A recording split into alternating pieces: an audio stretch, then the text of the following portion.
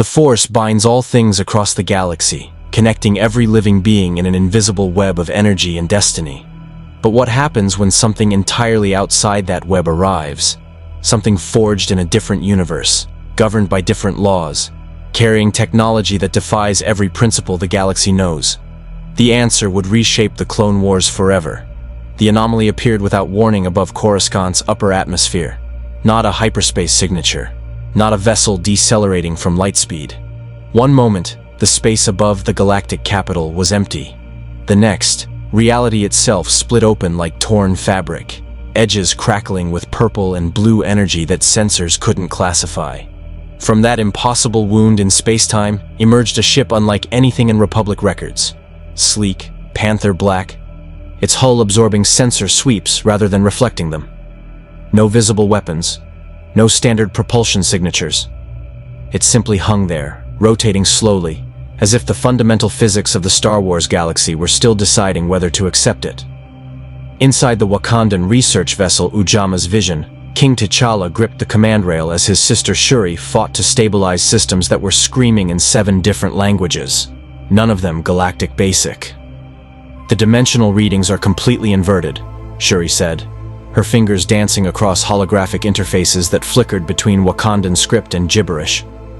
"Vibranium resonance is stable, but everything else, navigation, communications, even the artificial gravity, thinks we're upside down in a reality that doesn't exist." Through the viewport, T'Challa saw a cityscape that stretched to every horizon. Towers beyond counting, speeders like rivers of light, and in the distance, a massive temple with 5 spires that radiated an energy his enhanced senses could almost taste. Not electricity, not any form of power he recognized. Something alive. "Where are we?" Okoye stood at attention despite the deck's occasional shudder, her vibranium spear reflecting the strange lights of this new world. Behind her, 24 Wakandans, scientists, Dora Milaje, engineers, waited with the discipline their nation demanded. "Not where," Shuri said, her voice carrying that particular tone she used when physics stopped making sense. "When? Maybe. The stellar cartography doesn't match Earth's galaxy. The radiation spectrum is wrong. Brother, I don't think we're in our universe anymore." T'Challa felt the weight of those words settle over him like the Black Panther mantle itself. They had been studying Vibranium's quantum entanglement properties, attempting to understand how the meteor that birthed Wakanda had arrived on Earth. The experiment had worked. Too well. Now they were here, wherever here was, and his first responsibility was to his people.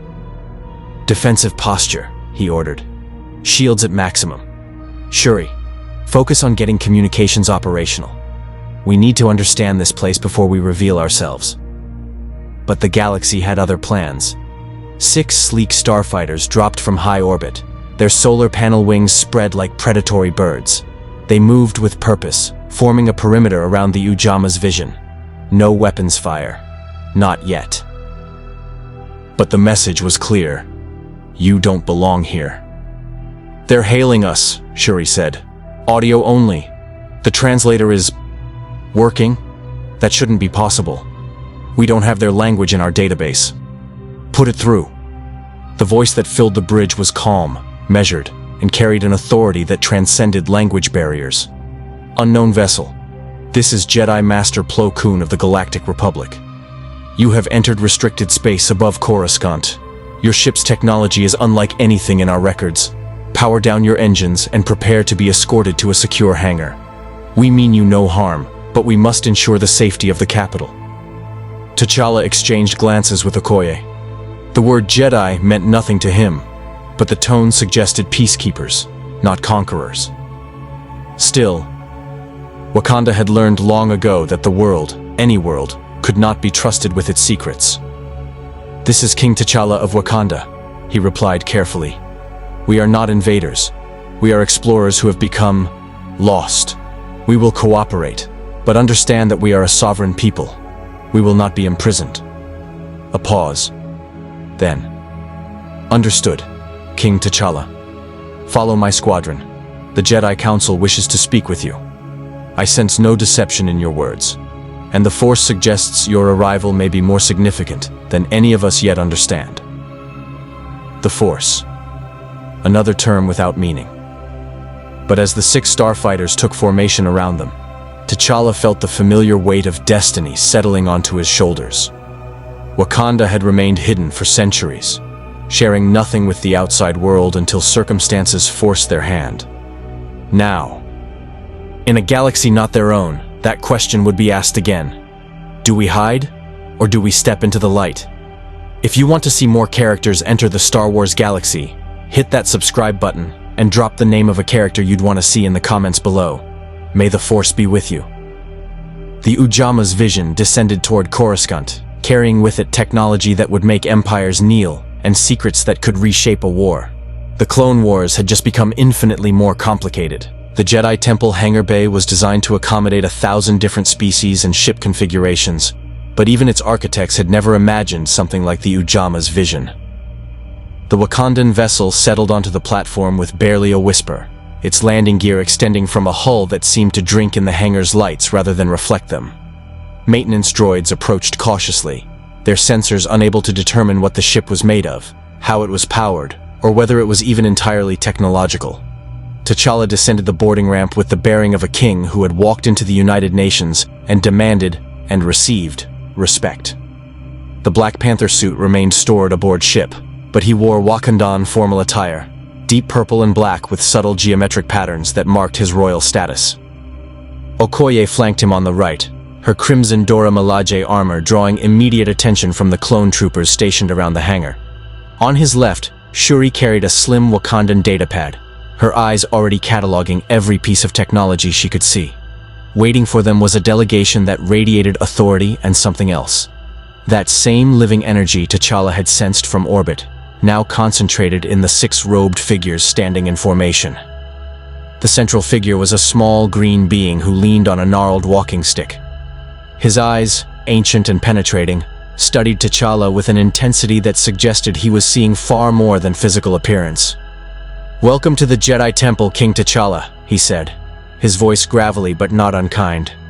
"I am Grandmaster Yoda. Long has the galaxy been my home. Yet never before have I sensed a arrival like yours." Beside Yoda stood a tall, bearded human in earth-toned robes, his presence calm but alert. "I am Jedi Master Obi-Wan Kenobi. Master Plo Koon has briefed us on your unique situation. We have many questions." "As do we, Master Kenobi," T'Challa replied, offering a slight bow, acknowledgement between leaders, not submission. "We did not intend to intrude upon your world. We were conducting research in our own galaxy when an unexpected phenomenon brought us here." A younger Togruta female, her orange skin marked with white facial patterns and her head crowned with distinctive montrals, stepped forward with barely contained curiosity. "Your ship doesn't use hyperspace technology. We couldn't detect any hyperdrive signature at all. And your energy readings are—" "Ahsoka," Obi-Wan said gently. "Patience." But Shuri was already grinning. Finally, someone asking the right questions. The ship is powered by Vibranium, a metal native to our nation. It absorbs, stores, and redistributes kinetic energy. Combined with our understanding of quantum mechanics and dimensional physics, we were attempting to— "Shuri," T'Challa interrupted, his tone carrying the same patient correction. His sister's enthusiasm for scientific exchange was one of her greatest strengths and occasionally her greatest liability. Yoda's ears twitched in what might have been amusement. "Protective of your secrets you are. Wise, perhaps. But trust. The foundation of understanding it is."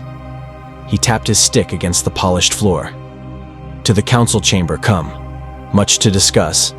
We have." The walk through the temple was a study in contrasts, where Wakandan architecture blended nature and technology into seamless harmony. The Jedi Temple was all soaring stone and ancient tradition. Younglings in training robes paused their lightsaber drills to stare at the visitors.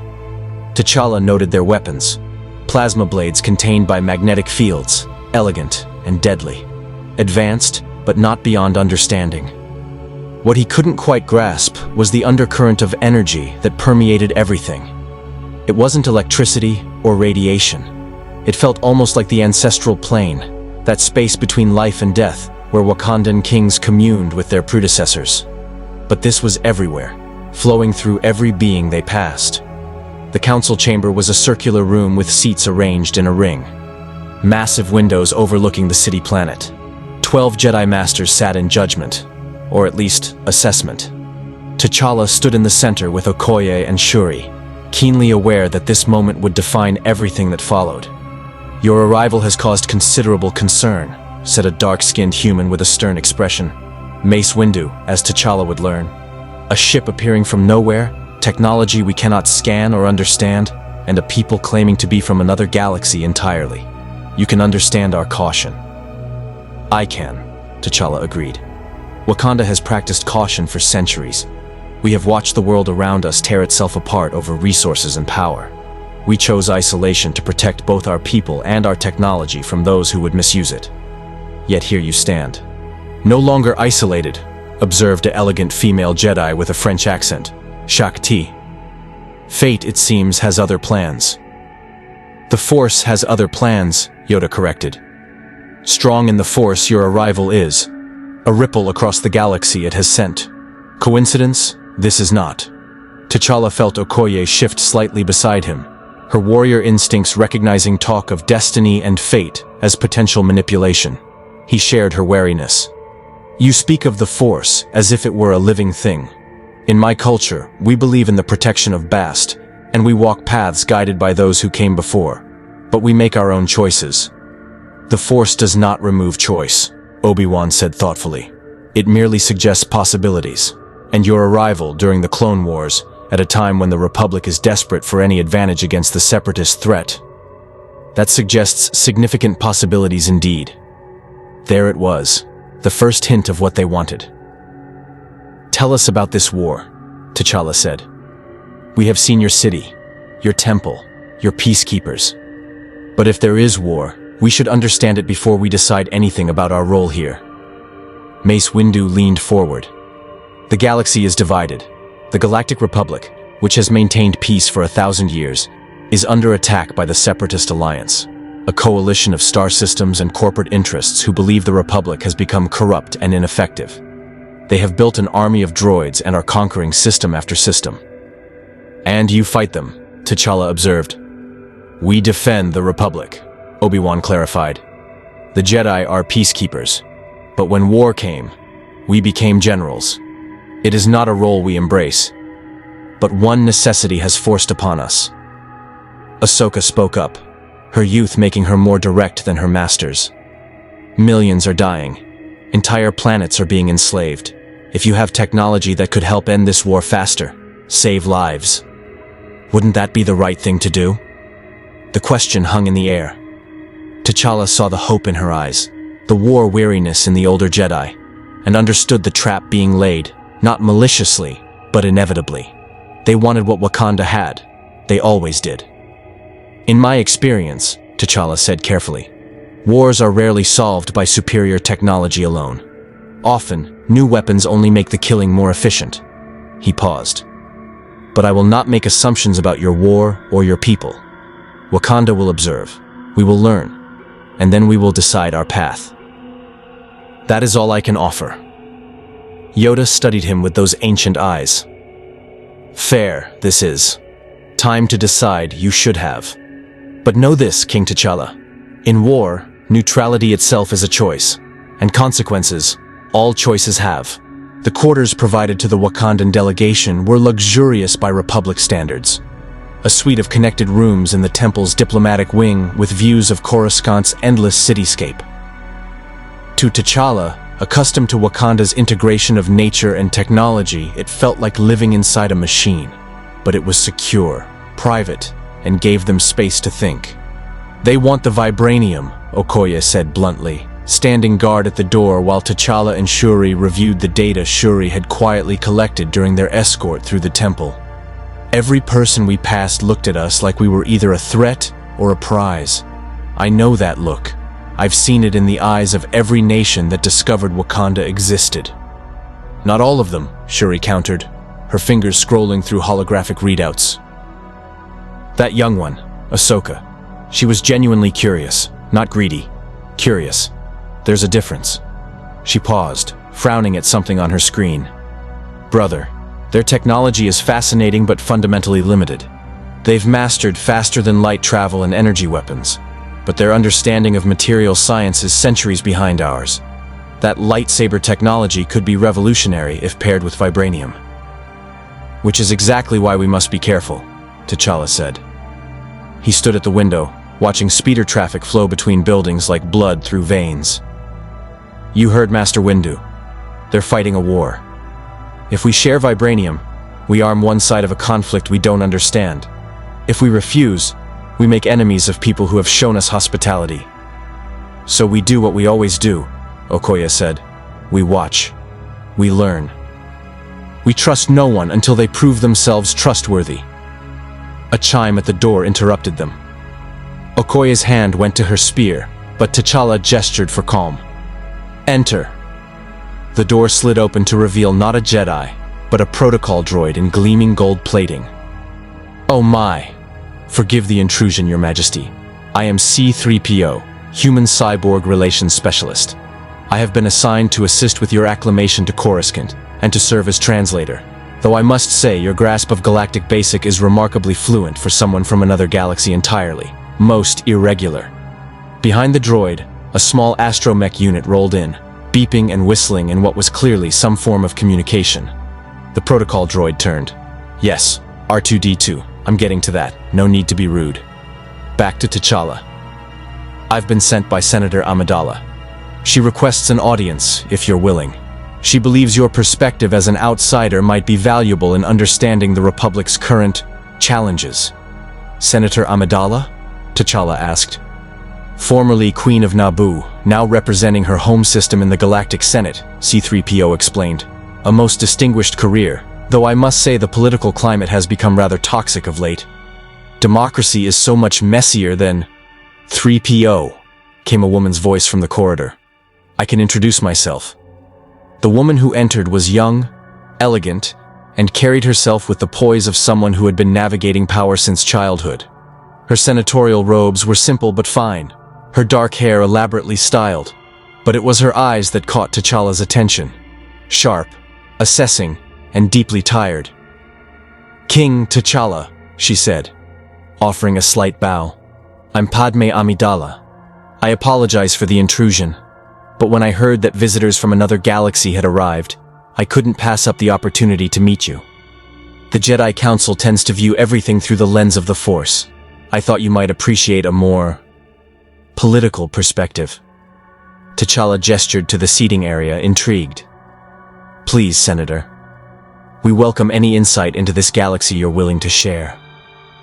As they settled into chairs that adjusted automatically to their physiology, impressive technology, Shuri noted, Padme leaned forward with the intensity of someone who needed to be heard. The Clone Wars are tearing the Republic apart, she said without preamble. But they're not really about the issues the Separatists claim. Corporate greed, yes. Political corruption, absolutely. But the war itself is being manipulated by someone, or something, we can't identify. Battles happen in patterns that make no strategic sense. The Senate grants Chancellor Palpatine more emergency powers with each crisis, and the Jedi, for all their wisdom, are so busy fighting they can't see the larger game being played. You suspect conspiracy, T'Challa said. It wasn't a question. I know conspiracy, Padme replied. I've lived through it. My planet was invaded by the Trade Federation years ago, and that invasion was orchestrated by a Sith Lord, a dark side Force user we thought extinct for a millennium. We killed one, but the Sith operate in pairs, master and apprentice. One is still out there, and I believe they're orchestrating this war for purposes we don't understand. Shuri leaned forward. Why tell us this? We're strangers. Because strangers see clearly, Padme said. Everyone in this galaxy has a stake in the war, credits to make, power to gain, revenge to claim. But you have no agenda here. Your arrival might be the most genuinely neutral event to occur in the Republic since the war began. She paused. And because I've heard whispers about your technology, the Jedi Council will try to recruit you. The Chancellor will try to court you. I'm here to warn you. Be very careful who you trust with whatever secrets you carry. The door chimed again. This time, when it opened, a clone trooper in white armor stood at attention. "Senator Amidala, King T'Challa, the Chancellor has requested your presence in the Senate building. He wishes to formally welcome the Wakandan delegation to Coruscant." Padme's expression flickered, just for a moment, with something that looked like concern. "Of course. Tell the Chancellor we'll be there within the hour." After the trooper left, she turned back to T'Challa. "Speak carefully with Palpatine. He's brilliant, charismatic, and has led the Republic through its darkest hour. He's also accumulated more power than any Chancellor in history. I support him publicly, but privately. I have questions." As Padme left with her droids, Okoye moved to T'Challa's side. "This galaxy's politics are a viper's nest. We should return to the ship and find a way home before we're drawn into their war." "We should," T'Challa agreed. "But Shuri, how long until you can recreate the conditions that brought us here?" His sister's expression was answer enough. "Weeks, maybe months. The dimensional breach was caused by factors I don't fully understand yet. I need to study this galaxy's physics, their hyperspace technology, and how the Vibranium reacted to whatever tore us through space-time." "Then we have time to learn," T'Challa said. "And if we must be here, we should understand what we're caught in the middle of. A war manipulated by hidden forces, a republic granting away its democracy in the name of security, and peacekeepers who have become generals." He paused. "This reminds me of Earth's history. Those stories never end well." "What will you tell this Chancellor?" Okoye asked. T'Challa looked out at the city planet, at the millions of beings whose fates were being decided in chambers of power they would never see. He thought of Wakanda's long isolation, of the choice his ancestors had made to hide rather than engage. That choice had protected their people, but it had also allowed atrocities to flourish across Earth, while Wakanda watched in silence. "I will tell him the truth," T'Challa said finally. "That we are observers, not participants. That our technology is our own, and we will share it with no one until we understand this galaxy's conflicts." He turned to face his sister and his general. "But I will also watch and listen and learn. Because if there is a hidden evil orchestrating this war, and if we have the power to stop it..." He didn't finish the sentence. He didn't need to. They all understood that Wakanda's greatest strength, and its greatest curse, was the question that followed them across universes. When you have the power to help, do you have the responsibility to use it? The Senate building dominated Coruscant's governmental district, a massive dome that housed the political heart of 1,000 star systems. Inside, the chamber was a monument to democratic ambition, circular, vast, with hundreds of floating platforms that could extend into the central space when senators wished to speak. It was designed to give every system an equal voice. In practice, T'Challa observed as their platform glided into the chamber, the loudest voices came from the wealthiest platforms. Chancellor Palpatine waited on the central podium, flanked by the vice chair and the administrative machinery of galactic governance. He was human, elderly but vigorous, with a grandfatherly demeanor that softened features capable of remarkable sternness. His robes were refined, his posture impeccable, and his smile as he gestured for the Wakandan platform to approach carried the warmth of genuine welcome. "King T'Challa of Wakanda," Palpatine's voice carried through the chamber's acoustics with practiced ease. "On behalf of the Galactic Republic, I extend our deepest welcome. It is not every day that we receive visitors from beyond our galaxy. Indeed, it is not every millennium. Your arrival is a momentous occasion, and we are honored by your presence." T'Challa stood at the platform's edge, aware of thousands of eyes upon him, some curious, some calculating, some already making plans for the technology his people carried. "Chancellor Palpatine, Senators of the Republic, we thank you for your hospitality. We did not intend to arrive in your galaxy, but now that we are here, we hope to learn from you and perhaps, in time, forge understanding between our peoples." "A noble sentiment," Palpatine said. "Though I confess, the Jedi Council has briefed me on your remarkable ship and the equally remarkable technology that powers it. In these dark times, with the Separatists threatening the very foundations of democracy, such innovations could save countless lives." There it was. less than 30 seconds into the official welcome, and already the negotiation had begun. "Our technology has been protected for centuries," T'Challa replied carefully, his enhanced hearing picking up the subtle murmurs rippling through the Senate chamber. "Not out of greed, but out of responsibility. We have seen what happens when powerful tools fall into the wrong hands. Before Wakanda shares anything, we must understand your galaxy, your conflicts, and your values." A platform extended from the mid-levels, a portly senator with decorative facial horns and expensive robes. "With respect, Your Majesty, while you deliberate, Republic citizens die by the thousands. The Separatists show no mercy. Their droid armies massacre civilians, enslave populations, and destroy entire ecosystems. If you possess technology that could end this suffering sooner, is it not morally unconscionable to withhold it?" Shuri tensed beside T'Challa, but he raised a hand slightly, a gesture that said, "Let me handle this." "Senator," T'Challa said, his voice carrying the weight of a king who had debated world leaders and won. "I could ask the same question of your republic. You have vast resources, countless star systems, and technology capable of crossing galaxies in hours. Yet you tell me citizens starve, slaves suffer, and injustice flourishes. Perhaps the problem is not a lack of technology, but how that technology is distributed and who controls it." Silence fell across the chamber. Several senators shifted uncomfortably. Others nodded slowly, recognizing truth when they heard it. Palpatine's smile never wavered, but something flickered in his eyes. Respect, or perhaps recalculation. "A fair point, Your Majesty. The Republic is not perfect.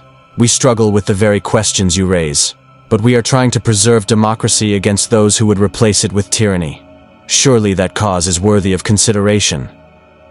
Before T'Challa could respond, another platform extended, this one carrying Padme Amidala.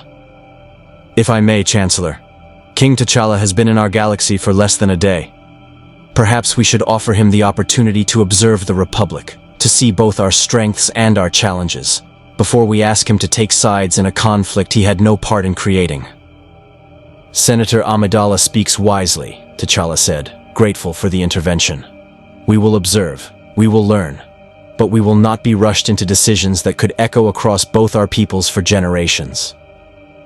The session continued for another hour, senators posturing, making speeches aimed more at their constituents than at the Wakandans, demonstrating the particular dysfunction that T'Challa recognized from his own experience with the United Nations. Democracy at its most aspirational and its most frustrating, all at once. But it was after the session, in a private meeting room deep within the Senate building, that the real conversation began. Palpatine had invited T'Challa, Shuri, and Okoye to a more intimate discussion. They sat around a circular table, drinks provided but untouched. Okoye's paranoia about poison had infected the entire delegation, while the Chancellor dropped some of his public persona like a man removing a heavy coat. "Forgive the theater," Palpatine said. "The Senate requires performance, but I prefer honest conversation when possible." He leaned back, studying T'Challa with eyes that seemed to see past surface appearances. "You're not convinced by our cause." "I'm unconvinced by any cause I've only just learned exists," T'Challa replied. "In my experience, wars are rarely as simple as good versus evil. There are usually legitimate grievances on all sides. And if I told you the Separatists are led by a fallen Jedi who murders innocents for sport? That their droid armies have committed atrocities that would make your worst tyrants seem merciful? I would ask what drove systems to follow such a leader," T'Challa said. "Desperation, genuine grievance, or manipulation?" Palpatine's smile turned appreciative. "You think like a politician, Your Majesty. That's meant as a compliment. Yes, there are legitimate concerns about the Republic's corruption, its inefficiency, its bias toward core worlds over outer rim systems. I've spent my career trying to address those problems. But the Separatists' solution is not reform. It's destruction." Shuri spoke up, her scientist's curiosity overcoming diplomatic caution. "Your war has lasted 3 years. In that time, has either side made any attempt at negotiation, peace talks, compromise?" "Many attempts," Palpatine said. "All sabotaged. Usually by the Separatist leadership. They don't want peace. They want power, and they're backed by corporate interests who profit from war. As do many in the Republic, I imagine, T'Challa observed. He'd noticed the senators in the most elaborate platforms, the ones whose systems produced weapons, clone troopers, and warships. They hadn't looked eager for peace either. True, Palpatine admitted. War corrupts even the righteous, which is why I hope to end it as quickly as possible and return to the Republic its democratic soul. But I need tools to do that. Resources, advantages. He paused. Your Vibranium could provide that advantage. Or it could prolong the war, T'Challa countered. Arm the Republic, and the Separatists will seek to match it. Arm both sides, and you simply raise the body count. This is a lesson my nation learned long ago. Then what would you have me do? Palpatine asked, and for a moment, the Chancellor's mask slipped entirely. T'Challa saw a man carrying the weight of a galaxy, exhausted by choices with no good outcomes. Surrender to the Separatists? Let them tear apart a republic that has held 1,000 systems together for a millennium? Or continue fighting and watch billions suffer? It was the right question, delivered with perfect emotional resonance. T'Challa recognized the manipulation even as he felt its pull. Palpatine was extraordinarily skilled, perhaps the most skilled politician T'Challa had ever faced. I would have you tell me the complete truth, T'Challa said. Senator Amidala mentioned a Sith Lord, a Force user orchestrating events. Is this war truly about separatist grievances? Or is it being manipulated by a hidden enemy? Palpatine's expression darkened. The Sith are a complication. We killed one, Darth Maul, years ago. But they operate in pairs. The Master remains hidden, presumably orchestrating events from the shadows. The Jedi believe the Separatist leader, Count Dooku, might be the missing Sith. If true, then yes, this war is partially manufactured. But that doesn't make the suffering any less real. And if we gave you Vibranium, Shuri asked, what would you do with it? Win the war, Palpatine said simply. Quickly, decisively, with minimal additional casualties. Then use the peace to reform the Republic. Root out the Sith influence and restore democracy. Your technology could save millions of lives. Or doom billions, Okoye said, speaking for the first time. We have seen weapons promised for defense used for conquest. We have seen technology meant to save lives used to take them more efficiently. Words are easy, Chancellor. Trust is earned. Palpatine studied the Dora Milaje general with respect. You speak from experience. Very well. I won't ask for immediate trust, but I will ask that you observe. See the Republic at work. Visit worlds we've liberated. Speak with the Jedi. Witness the war firsthand. Then make your judgment. As they left the meeting, Shuri leaned close to T'Challa. He's good. Really good. I almost believed him. Almost, T'Challa asked. He plays the exhausted public servant well, Shuri said. But his eyes never stopped calculating. He was reading us the entire time, adjusting his approach based on our reactions. That's not a man overwhelmed by events. That's a man controlling them. T'Challa had noticed the same thing. But that didn't mean Palpatine was wrong about the war's stakes. They were halfway back to the Jedi Temple when Okoye's Kimoyo beads chimed, a frequency that shouldn't have been possible in this galaxy. On the holographic display appeared the face of Nakia, the war dog T'Challa had sent to scout Coruscant's underworld, while official meetings happened. My king. Nakia's voice was urgent. You need to hear this. The criminal syndicates are already talking about the Wakandans. Someone is spreading information about Vibranium, its properties, its potential value. Word is moving fast through the black market, and there's more. A separatist agent tried to contact me, mistaking me for someone looking to sell Wakandan tech.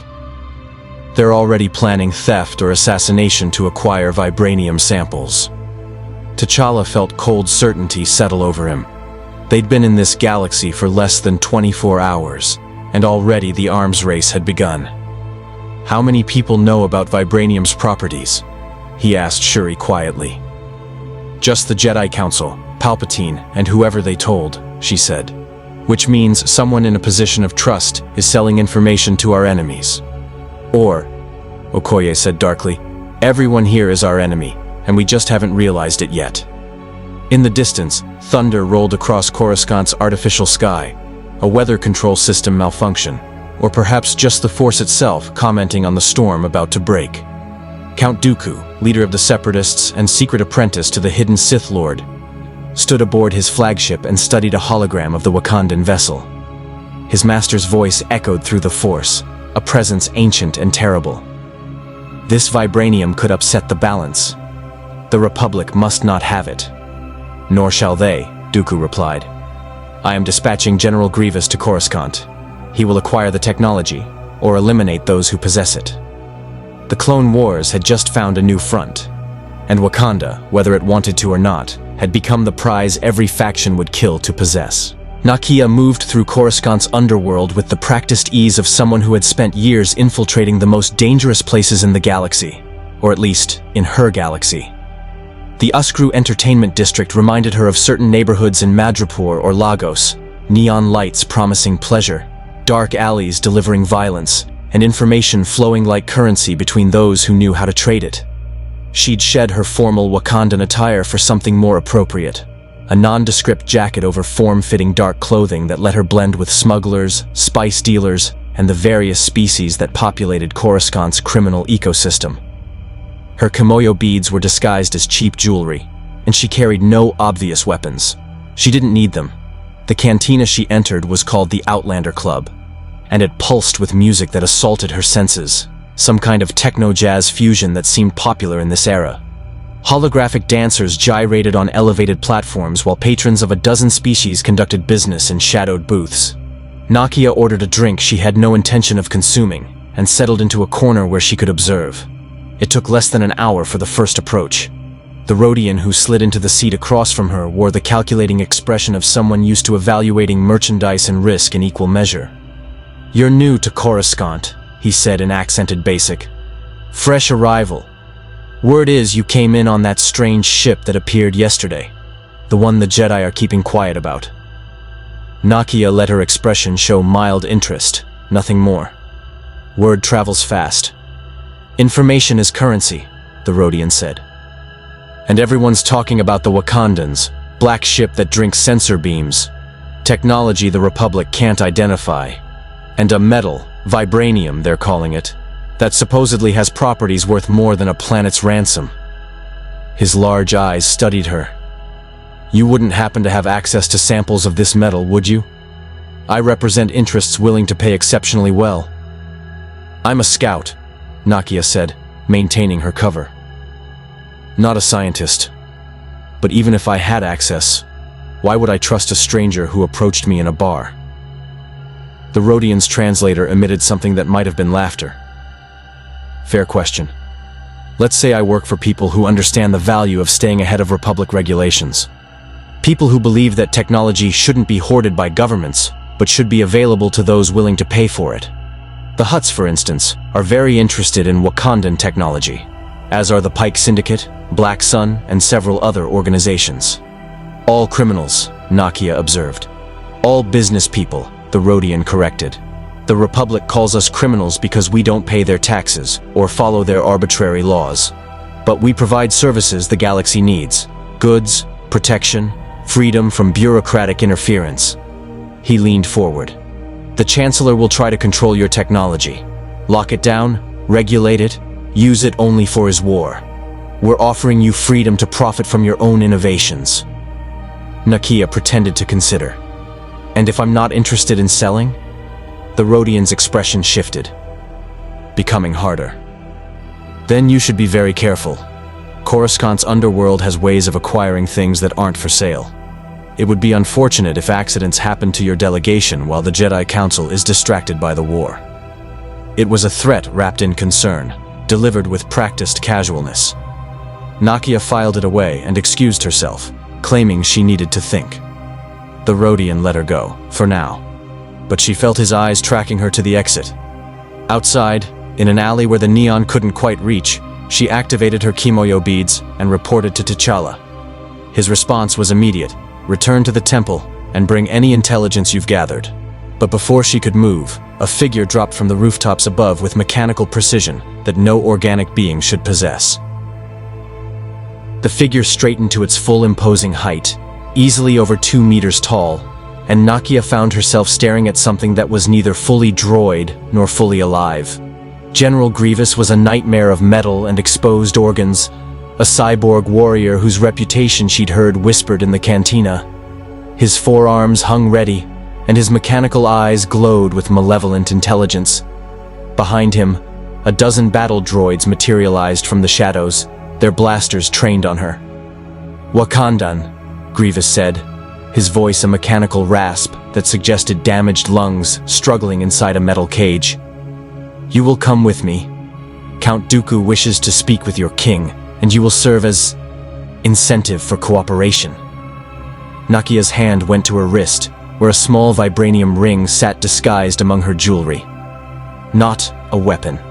Yet. But vibranium had properties that even she was still learning. "And if I refuse?" Grievous's mechanical laugh was like grinding gears. "Then I will take a sample of your exotic technology from your corpse." Dooku was specific. "Acquire Wakandan technology by any means necessary. I prefer the means that involve violence." The cyborg general lunged with speed that would have been impossible for his size, his forearms reaching to grab her. But Nakia had been trained by the Dora Milaje, had fought beside the Black Panther, and had survived missions that would have killed lesser operatives. She ducked under his initial grab, triggered her Kimoyo beads to emit a sonic pulse that scattered the battle droids, and ran. Grievous pursued with mechanical determination, his clawed feet tearing chunks from the permacrete as he launched himself after her. Nakia led him on a chase through Coruscant's lower levels, through markets where vendors scattered, across platforms where speeders nearly clipped them, and finally into a dead-end alley where she turned to face him. "Cornered," Grievous observed, drawing 2 lightsabers from his belt. The plasma blades ignited, blue and green, trophies from Jedi he'd killed. "A disappointing end for a warrior of your evident skill." Nakia smiled. "Who said I was cornered?" She'd led him exactly where she needed him, within range of the Jedi Temple's security perimeter. The vibranium ring on her wrist expanded into a small disc that she pressed against the wall, triggering an emergency beacon that Temple sensors would detect. Then she engaged Grievous with empty hands and absolute focus. She couldn't match his strength or his lightsabers, but she could use his size against him. She dodged his strikes, used his momentum to throw him off balance, and activated every Wakandan defensive measure built into her clothing. Energy-absorbing fabric that dispersed his strikes, boots that let her wall run and create angles he couldn't anticipate. The fight lasted maybe 2 minutes before Jedi reinforcements arrived, Master Plo Koon and Ahsoka Tano, accompanied by clone troopers. Grievous assessed the situation with mechanical precision, determined that the odds no longer favored him, and triggered a retreat protocol. Smoke grenades, a collapsing building facade, and by the time the dust cleared, he was gone. "Are you injured?" Ahsoka asked, helping Nakia to her feet. "Only my pride," Nakia said. "He was faster than he looked." "General Grievous is the Separatists' most effective weapon," Plo Koon said gravely. "That he's personally targeting your delegation means the Separatists view Wakandan technology as a critical priority. You're no longer mere visitors, War Dog Nakia. You've become objectives in a war you didn't choose." As they escorted her back to the temple, Nakia replayed the encounter in her mind. Grievous had said Dooku wanted vibranium by any means necessary, which meant kidnapping, theft, and murder were all acceptable tactics. The criminal underworld wanted to buy what Wakanda possessed, the Separatists wanted to steal it, and the Republic wanted to recruit it. Every faction in this galaxy saw Wakanda the same way, as a resource to be exploited. When she reported to T'Challa in their quarters, his expression was grim. "The Jedi Council has increased security around our delegation. They say it's for our protection." "And is it?" Okoye asked. "Partially," T'Challa said, "but also to ensure we don't leave before they've convinced us to share our technology. We're not prisoners, but we're not exactly free either." Shuri looked up from her workstation, where she'd been analyzing the local technology. "I have good news and bad news. Good news. I think I can recreate the dimensional rift that brought us here, given enough time and the right resources. Bad news. I need access to a hyperdrive core and something they call a kyber crystal to calibrate the vibranium resonance properly. Both of which are tightly controlled by the Republic, T'Challa said. Exactly, Shuri confirmed. They're essentially holding the key to our escape, whether they know it or not. T'Challa walked to the window, looking out at the city planet that felt increasingly like a cage. In Wakanda, he'd had the luxury of time. Time to observe, time to deliberate, time to make careful decisions. Here, every faction was moving fast, and standing still meant becoming a pawn in someone else's game. Nakia, he said quietly, what did you learn in the underworld, before Grievous found you? That information leaks in this galaxy like water through a cracked vessel, she replied. Multiple factions already know about Vibranium's properties. The criminal syndicates are preparing offers and threats. And there's something else. Rumors about a shadow collective. Some kind of criminal alliance forming under new leadership.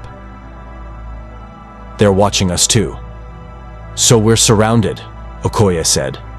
The Republic wants to recruit us. The Separatists want to rob us. The criminals want to exploit us. And we can't leave without cooperating with at least one of them. There is another option, T'Challa said slowly. We take control of our own situation, stop reacting to their moves, and make our own. Shuri's eyes lit up with recognition.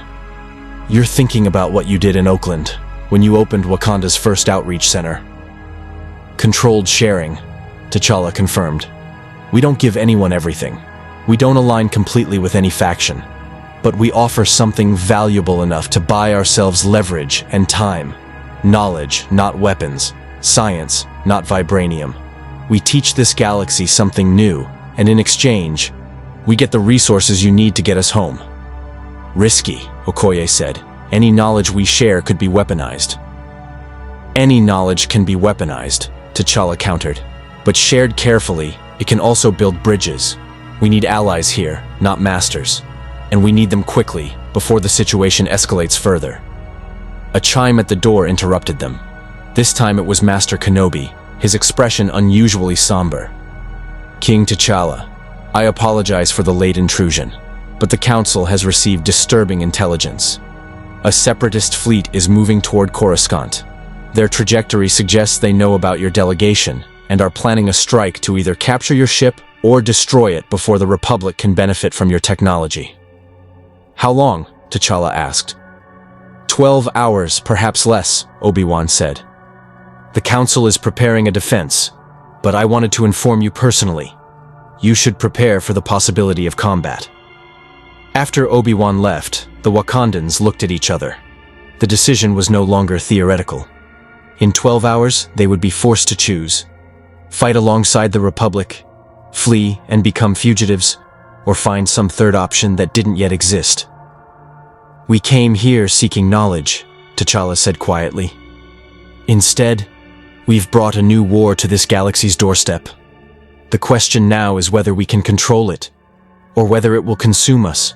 The Wakandan research facility aboard the Ujamaa Vision hummed with focused energy as Shuri worked through the night, her fingers dancing across holographic interfaces that displayed data in 3 dimensions.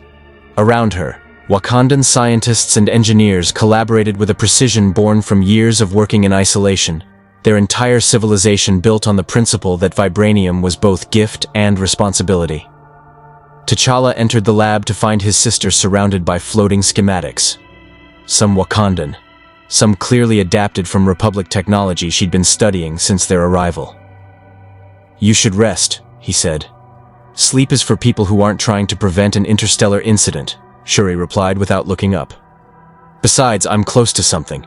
The Republic's offer to provide scientific resources? I've been analyzing what they're actually offering versus what they're hoping to learn from us. She gestured, and the hologram shifted to display a communication from the Senate Science Council. The offer was extensive. Access to Republic laboratories, hyperdrive components, kyber crystal samples, and collaboration with the galaxy's leading scientists. In exchange, Wakanda would provide theoretical insights into vibranium's properties and allow limited study of their technology. It's a good offer, T'Challa observed. Almost too good. Exactly, Shuri said. They're desperate. The war has drained their resources, and they see us as a potential game changer. But here's what's interesting. I've been monitoring their scientific databases, and they're surprisingly open about their limitations. They've hit a wall in materials science, energy storage, and miniaturization, technologies we solved decades ago. She pulled up another display, this one showing comparative analysis. Their lightsabers, for instance. Brilliant concept. Plasma contained by magnetic fields, powered by kyber crystals that focus energy. But the crystals are natural, not synthesized, and they're running out. Their blasters are energy inefficient. Their starship armor is primitive compared to Vibranium's energy absorption capabilities. You're saying we could actually help them, T'Challa said. I'm saying we could revolutionize their technology without giving them Vibranium, Shuri corrected. Teach them the principles: energy redistribution, kinetic absorption, smart metal lattices, and let them apply it to their own materials. They could improve their existing technology dramatically without gaining access to our most powerful resource. Knowledge sharing instead of resource extraction, T'Challa said thoughtfully. It's less than they want, but more than they expect. It could work. There's a catch, Shuri said, her expression growing serious. If I do this, if I start teaching Republic scientists our principles, I can't half-measure it. Real collaboration means real trust. I'd have to work closely with their best minds, share genuine insights, and believe they won't immediately weaponize everything I teach them. And can you? T'Challa asked. Shuri was quiet for a moment. I met someone today, a Jedi named Anakin Skywalker. He's apparently some kind of technical genius. Built a protocol droid from scraps as a child, pod racer champion. Now one of their most skilled pilots and mechanics. The Jedi Council asked him to consult on our ship's systems. She pulled up a holographic recording of her interaction with the young Jedi Knight. The footage showed a tall, confident man with a mechanical right hand examining Wakandan technology, with genuine fascination rather than greedy calculation. His questions were insightful, his observations sharp, and his enthusiasm for innovation was unmistakable. He understood things I didn't have to explain, Shuri continued. When I showed him how Vibranium redistributes kinetic energy, he immediately extrapolated applications I hadn't considered. Adaptive starfighter shields, self-repairing hull plating, energy-neutral propulsion systems. He thinks like I do, brother. Like an engineer who sees technology as possibility, not just weapon. You like him, T'Challa observed. I respect his mind, Shuri corrected, though a slight smile suggested more. He's arrogant, impulsive, and has that particular swagger that brilliant people often develop. But he's also genuinely curious about learning, not just acquiring. If I'm going to collaborate with anyone in this galaxy, he'd be my first choice. The Council trusts him? Complicated, Shuri said. He's married to Senator Amidala, secretly, which apparently violates Jedi rules about attachment. Master Kenobi knows and tolerates it, but others don't. He's powerful in the Force, maybe the most powerful Jedi alive, but he's also young and prone to emotional decisions. He's exactly the kind of person who could either save this galaxy or doom it, depending on which path he chooses. T'Challa considered this. Giving Shuri permission to collaborate meant placing enormous trust in people they barely knew. But isolation hadn't protected Wakanda forever. Eventually, the world had found them anyway. Perhaps the lesson wasn't to hide better, but to engage more wisely. If you believe collaboration is possible, he said carefully, then I trust your judgment. But establish clear boundaries. Share principles, not processes. Teach concepts, not manufacturing techniques. And ensure any knowledge exchange is reciprocal. For every insight you provide, they must provide equivalent access to their own innovations. Already planned, Shuri said, pulling up a draft agreement she'd been preparing.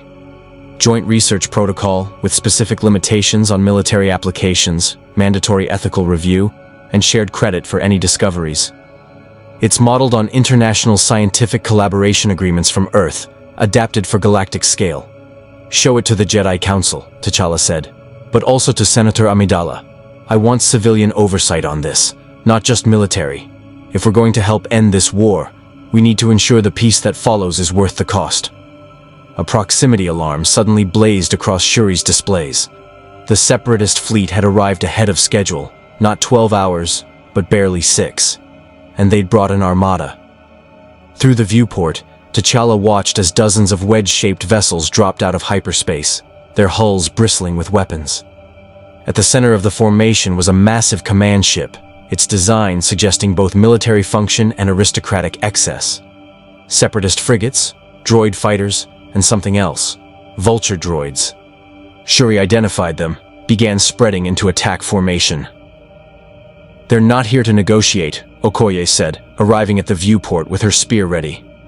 "This is a seizure operation." The Jedi Temple's defense fleet was already mobilizing. Republic cruisers rising from planetary docks, starfighters launching in defensive patterns. But they were outnumbered, and everyone knew it. The Separatists had committed serious resources to this attack, which meant they viewed Wakandan technology as worth risking a major battle over the Republic capital. T'Challa's communicator chimed, Master Yoda's voice, urgent but calm.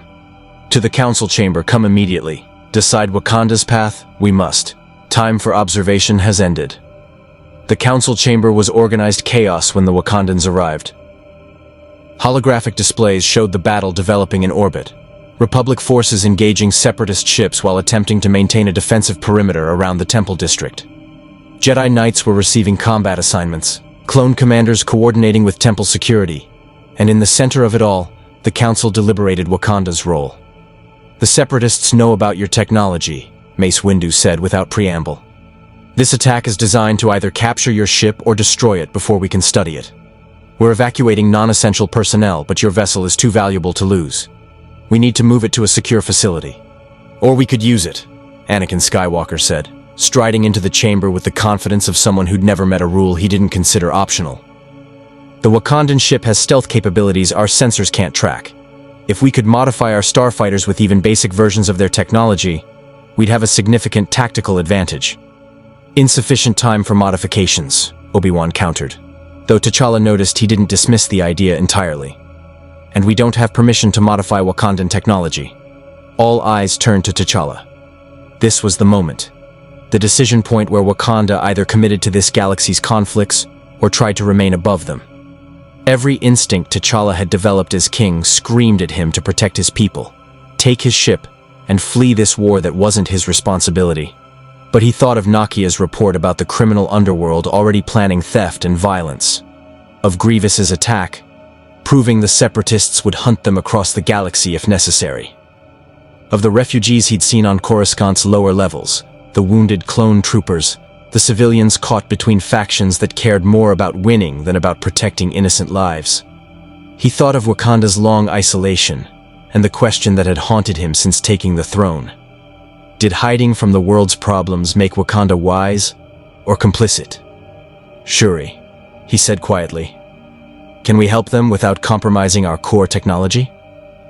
His sister's eyes met his, understanding the weight of the question. "Yes," she said. "I can modify their shield generators to use Vibranium principles, energy redistribution instead of pure energy barriers. It won't make them invulnerable, but it will improve survivability significantly. And I can do it in 4 hours if I have Anakin's help and access to their engineering facilities." "4 hours is too long," Mace Windu said. "The battle will be decided in 1. "Then we give you 1 hour of something better," T'Challa said, making his choice. "The Ujamas Vision will join your defense fleet. We won't fire weapons. We don't have weapons in the traditional sense. But our stealth capabilities and shield technology can be used to protect your vessels and disrupt Separatist targeting systems. In exchange, you provide Shuri full access to your research facilities and the components she needs for our eventual return home." "You would fight alongside us?" Obi-Wan asked, surprise evident in his voice. "Without being certain of our cause?" "I'm certain that people are dying while we debate philosophy," T'Challa said.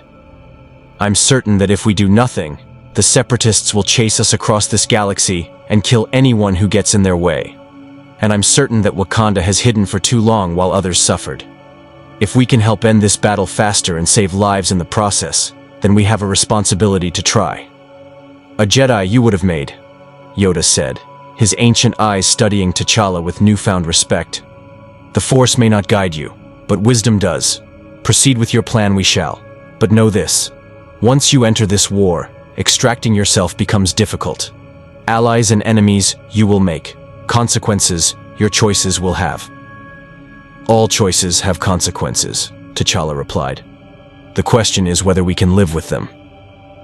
As the Wakandans prepared to launch, Anakin Skywalker approached T'Challa with an extended hand.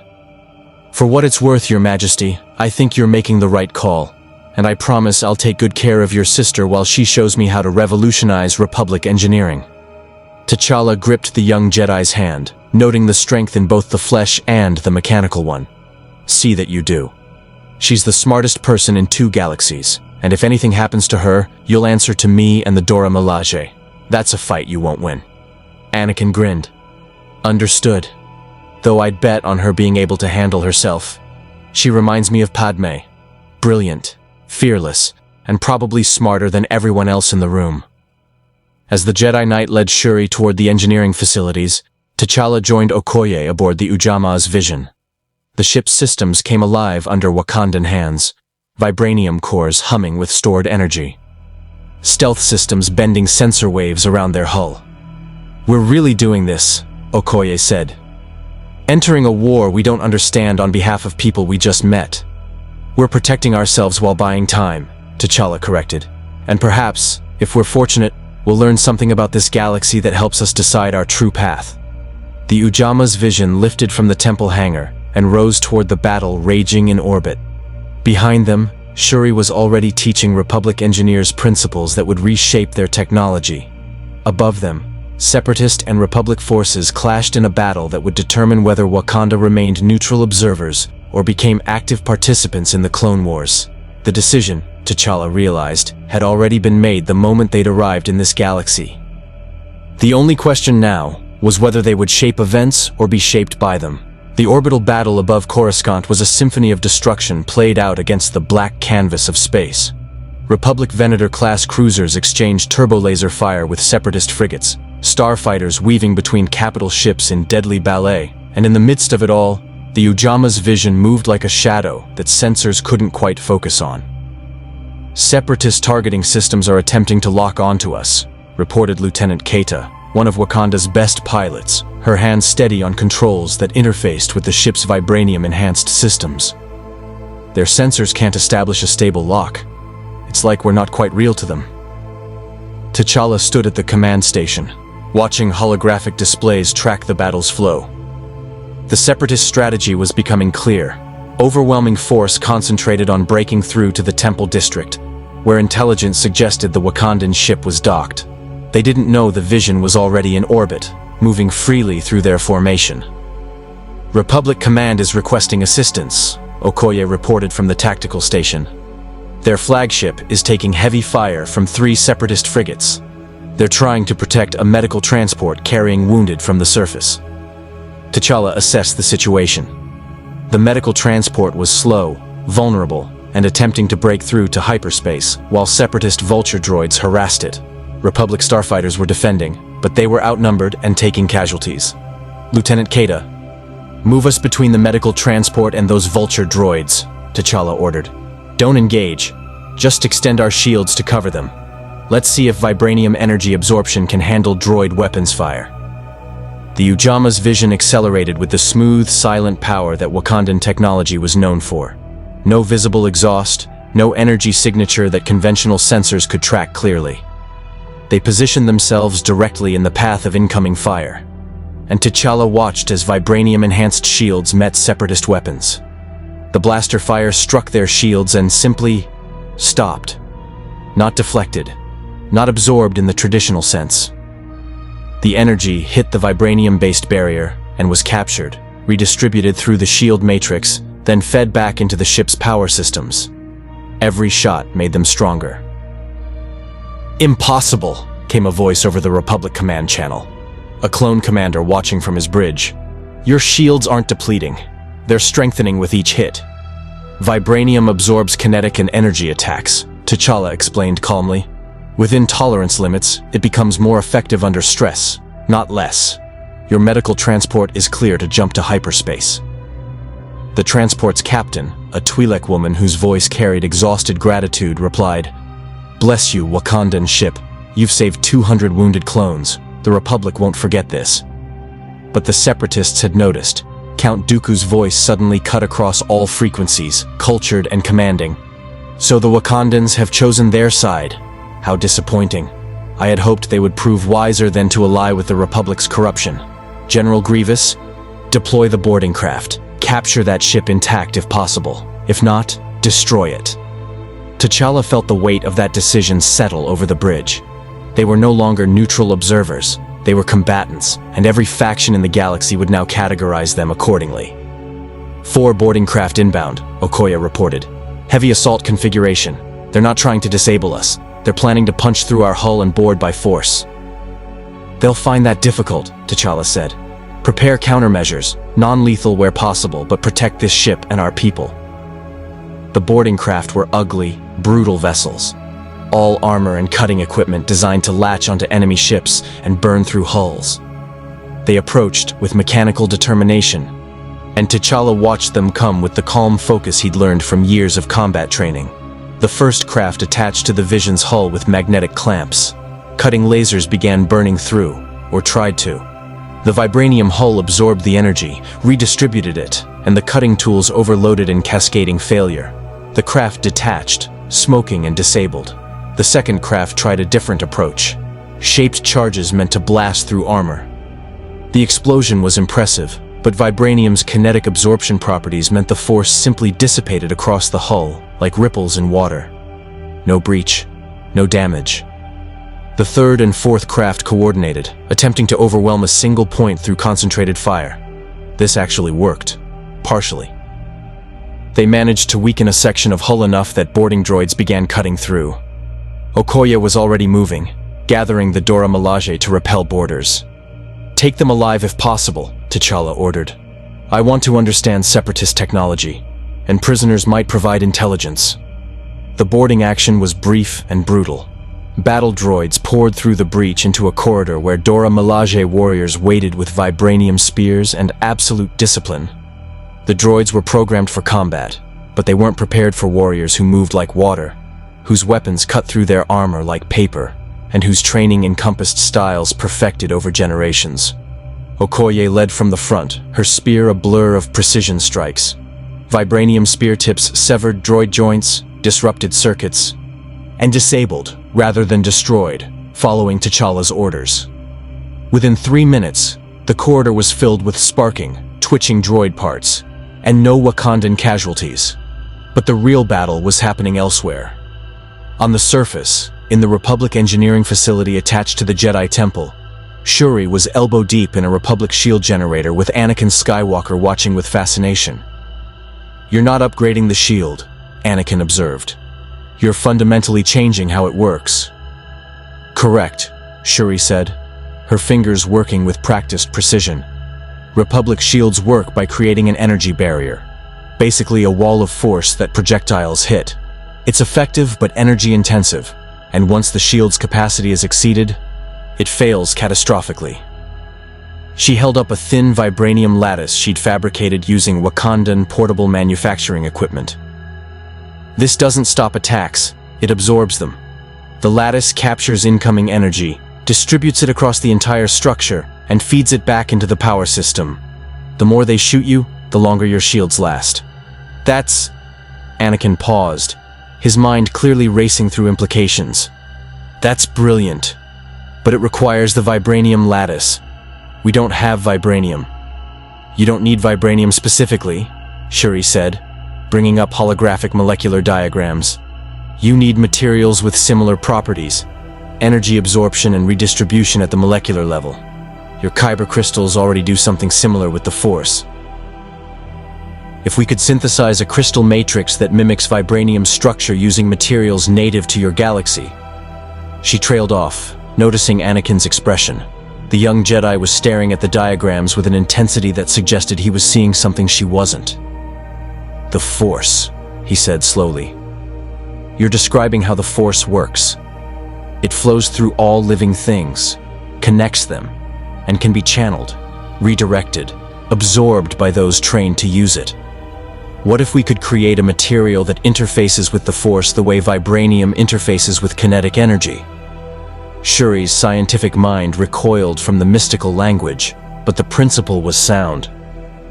You're saying your force is actually a measurable energy field that could be harnessed technologically? The Jedi Council would say that's a dangerous oversimplification, Anakin said with a grin that suggested he didn't care what the Council thought. But yes, kyber crystals focus the force. Certain metals, cortosis for instance, resist lightsaber blades. There are materials in this galaxy that interact with the force in ways we don't fully understand because the Jedi focus on spiritual development, not technological application. Then let's change that, Shuri said, excitement building. Show me your materials database. If I can identify candidates with the right molecular properties, we could create a force-conductive alloy that provides vibranium-like protection using local resources. It won't be as effective as true vibranium, but it could revolutionize your defensive technology. They worked in focused collaboration, Shuri's scientific rigor combining with Anakin's intuitive force-enhanced understanding of physical systems. Around them, Republic engineers watched in awe as two geniuses from different galaxies solved problems that had stymied researchers for decades. But they weren't alone. In the shadows of the facility, a cloaked figure observed their work with calculating intensity. The figure was humanoid, but moved with the fluid grace of someone augmented by dark powers. This was an Inquisitor, one of Darth Sidious's secret agents, a fallen Jedi who served the hidden Sith Lord. The Inquisitor activated an encrypted communicator. "My lord, the Wakandan scientist is collaborating with Skywalker. They're developing a new shielding technology that could significantly strengthen Republic defenses. Should I intervene?"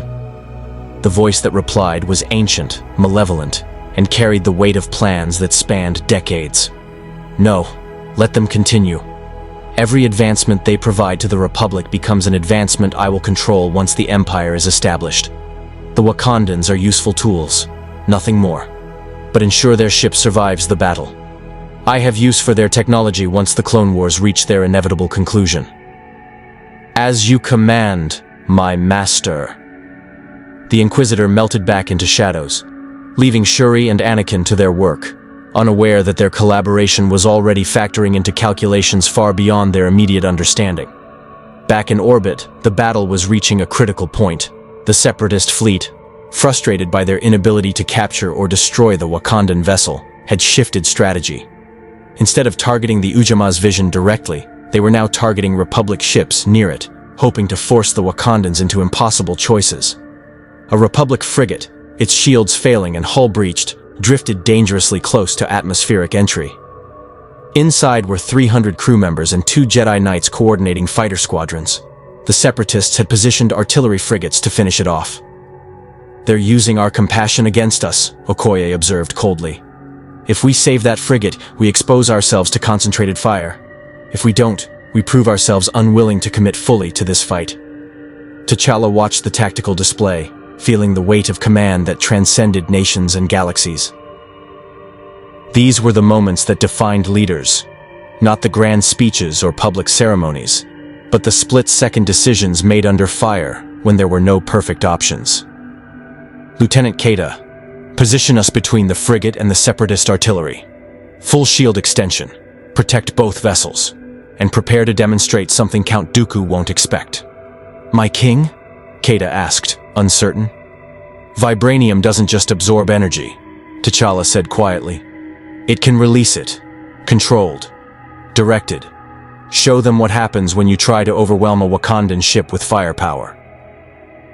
The Ujama's vision moved with purpose, shields extending in a protective umbrella over the damaged Republic frigate. The Separatist artillery opened fire, massive turbolaser batteries designed to crack capital ship armor. The energy struck Wakandan shields and was absorbed, stored, accumulated. T'Challa felt the ship's systems strain. Vibranium had limits. Even its extraordinary properties could be overwhelmed by sufficient force. The question was whether the Separatists would reach that limit before Wakanda struck back. "Shield saturation at 70%, Kata reported. 80, 90. My king, we're approaching maximum capacity." "Now," T'Challa commanded. The Ujama's vision released the stored energy in a directed pulse.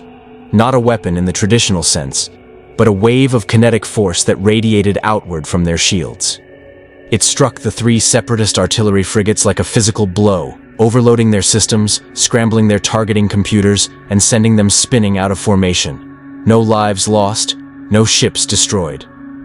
But 3 enemy vessels temporarily neutralized through pure defensive technology turned offensive. The Republic command channel erupted with astonished chatter. The Separatist command channel went ominously silent. Then Count Dooku's voice returned, and this time, T'Challa heard genuine respect beneath the aristocratic tone. Impressive, King T'Challa.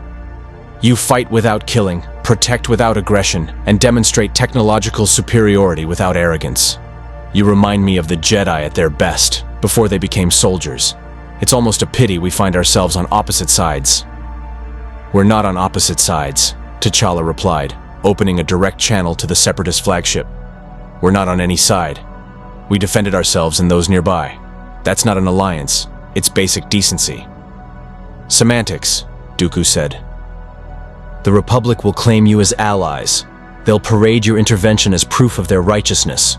And when this war ends, and it will end, Your Majesty, you'll discover that the victors write history in ways that serve their interests, not truth. Then perhaps the war should end differently than either side expects, T'Challa said. What if there's a third option? Neither the Republic nor the Separatists have considered. A pause. Then, you interest me, King T'Challa. Few beings surprise me anymore. Very well, I'm withdrawing my forces. Not because we cannot defeat you, but because I'm curious to see what a king from beyond our galaxy might attempt. But understand this, my master has interest in your technology. We will speak again, under different circumstances. The Separatist fleet began its withdrawal, ships jumping to hyperspace in coordinated sequence. Within minutes, the battle was over. The Republic had held Coruscant, the Wakandans had demonstrated their capabilities, and Count Dooku had retreated with uncharacteristic restraint. But T'Challa felt no sense of victory. He'd heard something in Dooku's final words. My master. The Separatist leader answered to someone else, someone whose interest in Wakandan technology suggested plans that extended beyond this immediate conflict. Secure from battle stations, he ordered. Get me a damage report and casualty count, and someone find out what Shuri's accomplished on the surface. What Shuri had accomplished was nothing short of revolutionary. The prototype shield generator sat on the Republic Engineering Facility's testing platform. Its design a fusion of Wakandan principles and Republic technology. The housing was standard Republic manufacturing, but the internal matrix, that was pure innovation. We're calling it Force-Resonant Alloy, Shuri explained to the assembled Jedi Council, Republic military leadership, and Wakandan delegation. It's not Vibranium, but it mimics some of Vibranium's properties by creating a crystalline matrix that interfaces with what you call the Force. The material absorbs energy attacks and redistributes that energy through the crystal structure, feeding it back into the power system.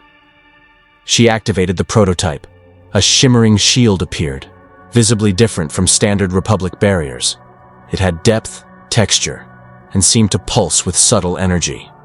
Standard test, Anakin said, picking up a blaster. May I? Please, Shuri said with confidence. Anakin fired.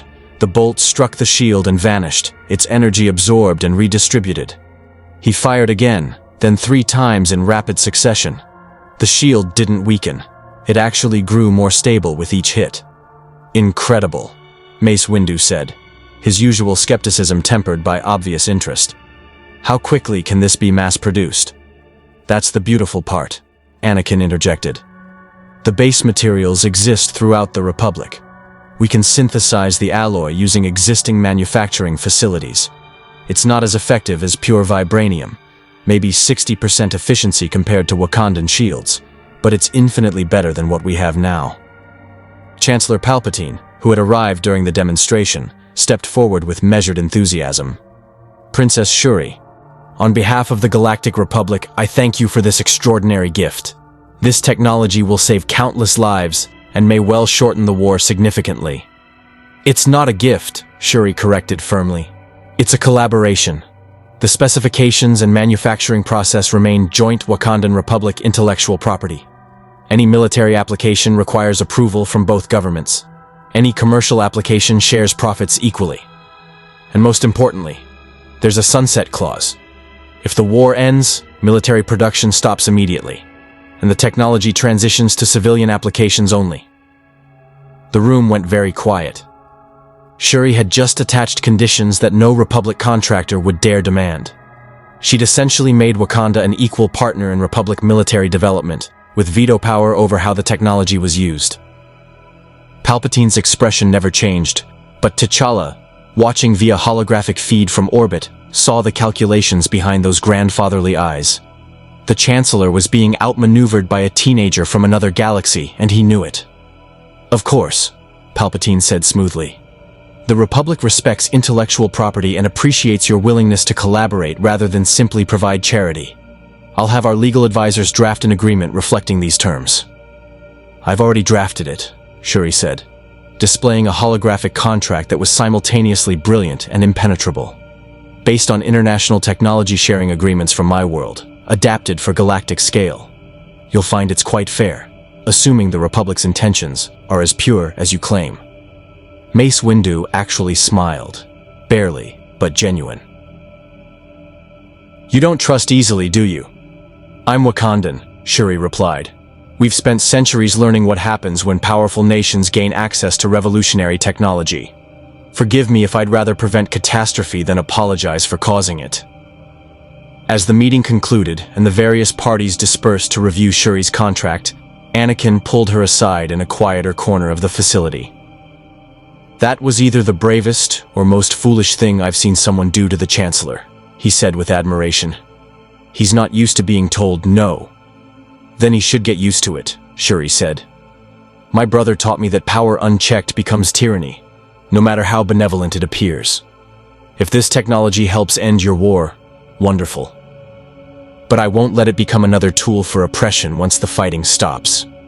Anakin's expression grew serious, the playful engineer replaced momentarily by someone far more burdened. "You see clearly. The Jedi Council is so focused on winning the war that we've stopped asking what we're becoming in the process. We're peacekeepers who've become generals, guardians who now command armies. Every battle we win takes us further from what we're supposed to be." "Then perhaps," Shuri said carefully, "the answer isn't to win faster, but to fight differently. To remember that the point of ending war isn't victory, it's peace. And peace requires trust, compromise, and systems that prevent wars from starting in the first place." "You sound like Padme," Anakin said softly. "She says similar things. The Senate is so focused on defeating the Separatists that they keep granting Palpatine emergency powers, consolidating authority, postponing elections, all in the name of security. But she worries, and I'm starting to worry, that by the time the war ends, the Republic we're fighting for won't exist anymore. It'll be something else, something harder, less free." Shuri studied the young Jedi, seeing the conflict in his eyes. Loyalty to the Republic, doubts about its direction, and something darker lurking beneath. She'd seen similar struggles in Wakandan warriors who'd witnessed too much violence, who'd crossed lines that couldn't be uncrossed. "Then don't let that happen," she said. "You're powerful, everyone says so. Use that power to pull your Republic back from the edge, not push it further over. Technology can help, but it can't solve the fundamental question. What kind of galaxy do you want to live in? One ruled by fear and control, or one guided by hope and freedom?" Before Anakin could respond, alarms blazed throughout the facility. Not battle alarms. Something else. Security breach. Someone had accessed the prototype's schematics and transmitted them off-site before encryption could prevent it. "Who?" Shuri demanded, pulling up security logs. The answer made her blood run cold. The transmission had come from within the Jedi Temple itself, from a terminal with Council-level access. Someone inside the Republic's most trusted institution had just stolen and distributed Force-resonant alloy specifications to unknown recipients. The spy could be anyone. Separatist agent, criminal syndicate operative. Or something worse, a traitor working for the mysterious Sith Lord that Padme had warned them about. Wakanda had just armed the Republic, but they'd also, inadvertently, armed everyone else. The security breach transformed the Jedi Temple from sanctuary to crime scene within minutes. Clone troopers sealed exits, Jedi Knights questioned personnel, and in a small conference room, T'Challa stood across from Mace Windu, while Shuri frantically worked to trace the stolen data. 17 seconds, Shuri said, her voice tight with controlled fury. That's how long someone had access to the prototype specifications before my security protocols kicked in. 17 seconds to download schematics that took me hours to perfect. Long enough? T'Challa asked. More than enough, she confirmed bitterly. They got the complete manufacturing process, material specifications, and theoretical principles. Anyone with advanced fabrication facilities could reproduce this technology within days. Mace Windu's expression was carved from stone. The terminal was accessed using Jedi Master credentials, specifically a code sequence assigned to Masters who died during the war. We've known for months that someone has been compromising our security systems, but we've never been able to identify how or who. Convenient, Okoye said from her position by the door. A ghost in your system that appears whenever something valuable needs stealing. That's not a security breach. That's an inside operation. The Jedi Order has stood for 1,000 generations, Windu replied, his voice carrying an edge. We do not betray each other. Then you're being betrayed by someone pretending to be one of you, T'Challa said. The question is, who benefits from this theft? The Separatists, the criminal syndicates, or someone else entirely? Before anyone could answer, Anakin burst into the room, his presence charged with barely contained agitation. The transmission was routed through 17 relay points across Coruscant before jumping off-world. I traced it as far as the factory district before the trail went cold. But I sensed something. A presence in the Force, dark and deliberately hidden. Someone was watching the data transfer, making sure it succeeded. A Sith? Windu asked sharply. Maybe. Or an Inquisitor. Or something else we don't have a name for yet. Anakin's mechanical hand clenched into a fist. But whoever they are, they're embedded deep in Coruscant's infrastructure. They knew exactly how to evade Temple security and Republic monitoring simultaneously. Shuri looked up from her analysis, her expression grim. I've identified the recipient endpoints. The data was sent to 43 different locations across the galaxy. Separatist foundries, independent manufacturing hubs, criminal syndicate facilities, and several unidentified coordinates in deep space. Whoever orchestrated this wasn't favoring one faction. They're distributing the technology to everyone. The implications settled over the room like a heavy shroud. The Force-resonant alloy was no longer Wakanda's gift to the Republic, carefully controlled and ethically constrained. It was now galactic knowledge, available to anyone with resources to manufacture it. The arms race Wakanda had tried to prevent had just accelerated beyond control. This is what we feared, T'Challa said quietly. This is why Wakanda remained hidden for centuries. The moment we share knowledge, it escapes our control. Good intentions become weapons, and the people we hope to help become endangered by the very tools we provided. So what do you do now? Windu asked. Return to your isolation? Refuse further collaboration? Leave us to face the consequences of a theft you had no part in causing? It was the core question, delivered without accusation, but with clear implication. Wakanda could retreat, protect what remained of their secrets, and let this galaxy sort out its own problems. It would be the safe choice, the historically consistent choice, the choice that had protected Wakandan sovereignty for generations. But T'Challa thought of the medical transport they'd saved, the Republic frigate crew who lived because Wakandan shields had protected them, and the principle that had driven him to open Wakanda to Earth. Isolation protected the isolators, but it condemned everyone else. We stay, he said. We adapt. We accept that knowledge, once shared, cannot be unshared. And we work to ensure the technology is used responsibly, even if we can't control every application.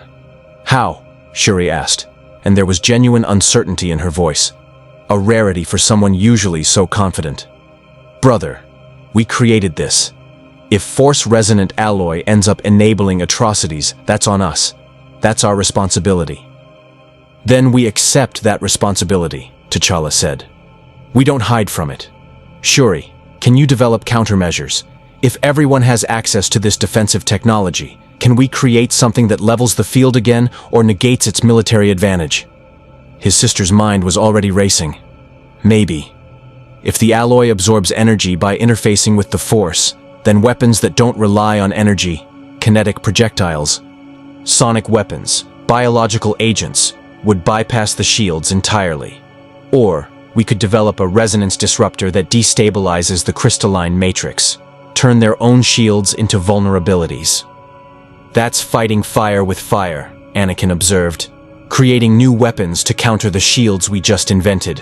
Where does it end? It doesn't, Okoye said bluntly. That's the nature of war. Every shield breeds a better spear.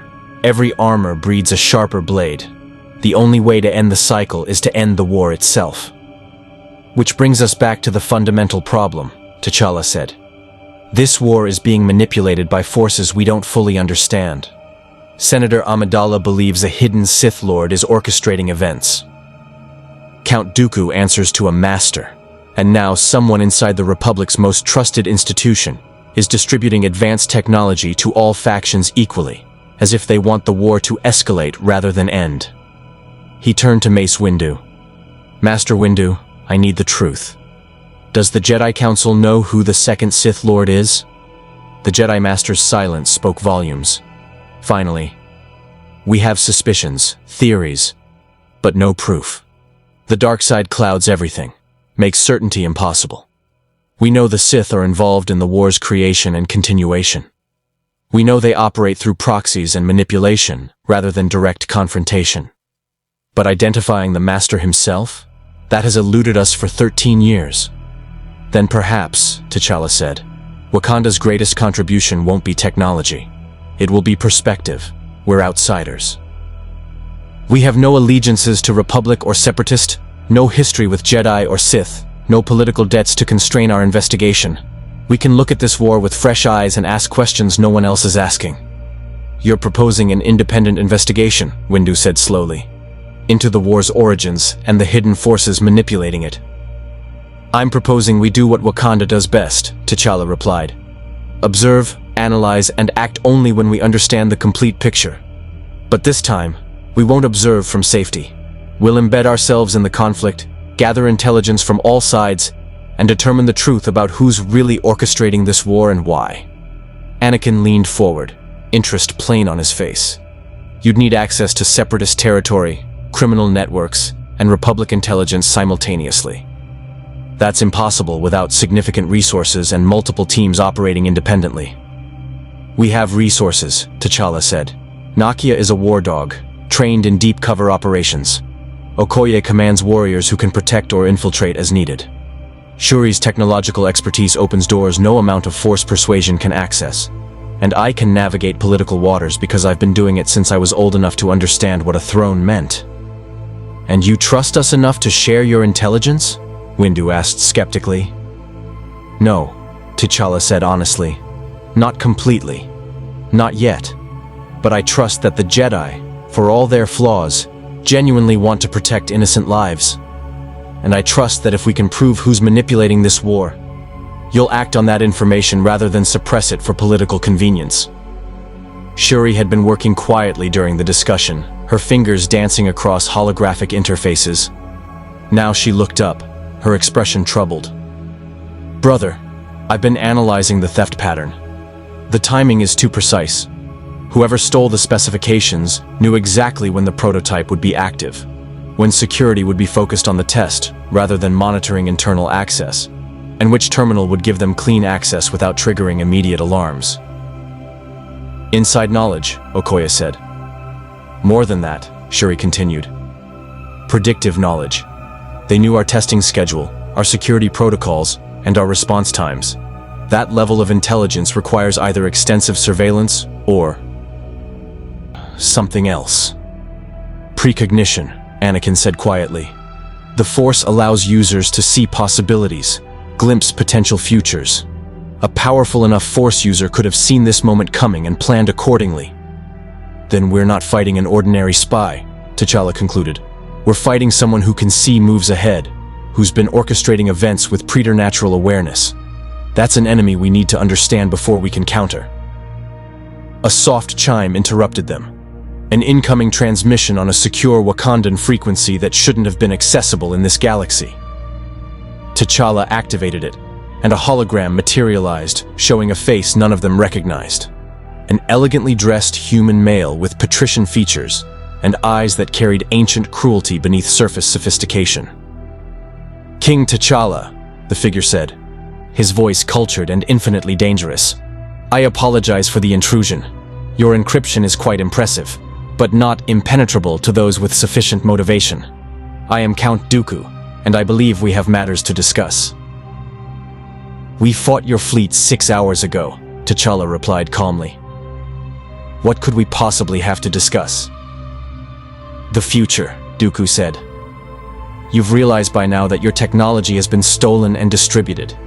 You're wondering who benefits, who orchestrated the theft, and whether you can trust your Republic allies. I can answer those questions, and offer something the Republic cannot." "Which is?" "Truth," Dooku replied simply. "The Republic is corrupt, decaying from within. The Jedi have become pawns of politicians who care nothing for justice. Chancellor Palpatine is not the benevolent leader he pretends to be, and this war, this entire conflict, is a manufactured crisis designed to consolidate power in the hands of those who seek absolute control." "You're asking us to trust a Sith Lord over the Republic," Mace Windu said, his voice hard. Dooku's hologram shifted slightly, acknowledging the Jedi Master's presence. "Ah, Master Windu. Still clinging to the Order's dogma, I see. But ask yourself, why would I lie? I've already demonstrated that I can steal what I want through other means. I'm offering the Wakandans something far more valuable than temporary alliance. I'm offering them understanding of the game being played around them." "And what do you want in return?" T'Challa asked. "Consideration," Dooku said. "When you discover the truth about the Republic, about Palpatine, about the Jedi's role in perpetuating this war, I want you to remember that the Separatists offered you honesty when the Republic offered only manipulation, dressed as hospitality." The transmission ended before anyone could respond, leaving the room in tense silence. "He's lying," Anakin said immediately. "Trying to sow doubt and division. Classic Sith manipulation." "Perhaps," T'Challa said. "Or perhaps he's telling a version of the truth that serves his interests, which doesn't make it entirely false. The fact remains, someone orchestrated the theft of our technology and distributed it to all factions equally. Someone benefits from prolonging this war rather than ending it, and someone has been playing both sides against each other for years." He looked at each of them in turn, Jedi, Wakandan, and clone commanders who'd been listening from the periphery. "We came to this galaxy by accident. We stayed because we believed we could help, but we won't be used as pawns in someone else's game. Wakanda will investigate independently, follow the evidence wherever it leads, and act according to our own principles. Not Republic policy, not separatist propaganda, and certainly not Jedi dogma." "That could make you enemies of both sides," Windu warned. "Then we'll face those enemies as we always have," Okoye said, her hand resting on her Vibranium spear. "With honor, skill, and the knowledge that we serve justice, not politics." T'Challa walked to the window overlooking Coruscant's endless cityscape, seeing the galaxy's capital with new eyes. They'd entered a war thinking the sides were clear. Republic versus separatists. Peace versus tyranny, order versus chaos. But the reality was far more complex, the alliances more fluid, and the true enemy still hidden behind layers of deception. "We start with the theft," he said decisively. "Shuri, work with Anakin to trace every endpoint that received the stolen data. I want to know who's manufacturing Force-resonant alloy and how they're deploying it. Nakia, return to the underworld. Find out who's selling information about Wakandan technology and who's buying. Okoye, coordinate with Republic military intelligence but keep our own independent analysis. Look for patterns the Jedi might have missed because they're too close to the situation." "And you?" Shuri asked. "I'm going to do something dangerous," T'Challa said. "I'm going to talk to Chancellor Palpatine privately. No Jedi supervision, no official recording. Just two leaders discussing the state of the galaxy. If he's truly working for the Republic's best interests, he'll welcome the conversation. If he's not, you're walking into a trap," Windu said. "Then I trust my allies to extract me," T'Challa replied with a slight smile. "After all, that's what allies do. And if the Republic truly values Wakandan partnership, they'll demonstrate it by respecting our independence even when it's inconvenient. As the meeting dissolved and various parties moved to execute their assigned tasks, Anakin caught T'Challa in the corridor. "Be careful with Palpatine," the young Jedi said quietly. "He's brilliant, charismatic, and has led the Republic through its darkest hours. But Padme's right to question how much power he's accumulated. And there's something about him that even I, with all my Force sensitivity, can't quite read. It's like looking at a figure through frosted glass. You know something's there, but you can't see its true shape." "That," T'Challa said, "is exactly why I need to speak with him. In Wakanda we have a saying, 'The leopard who hides in the tall grass reveals itself only when it chooses to strike.'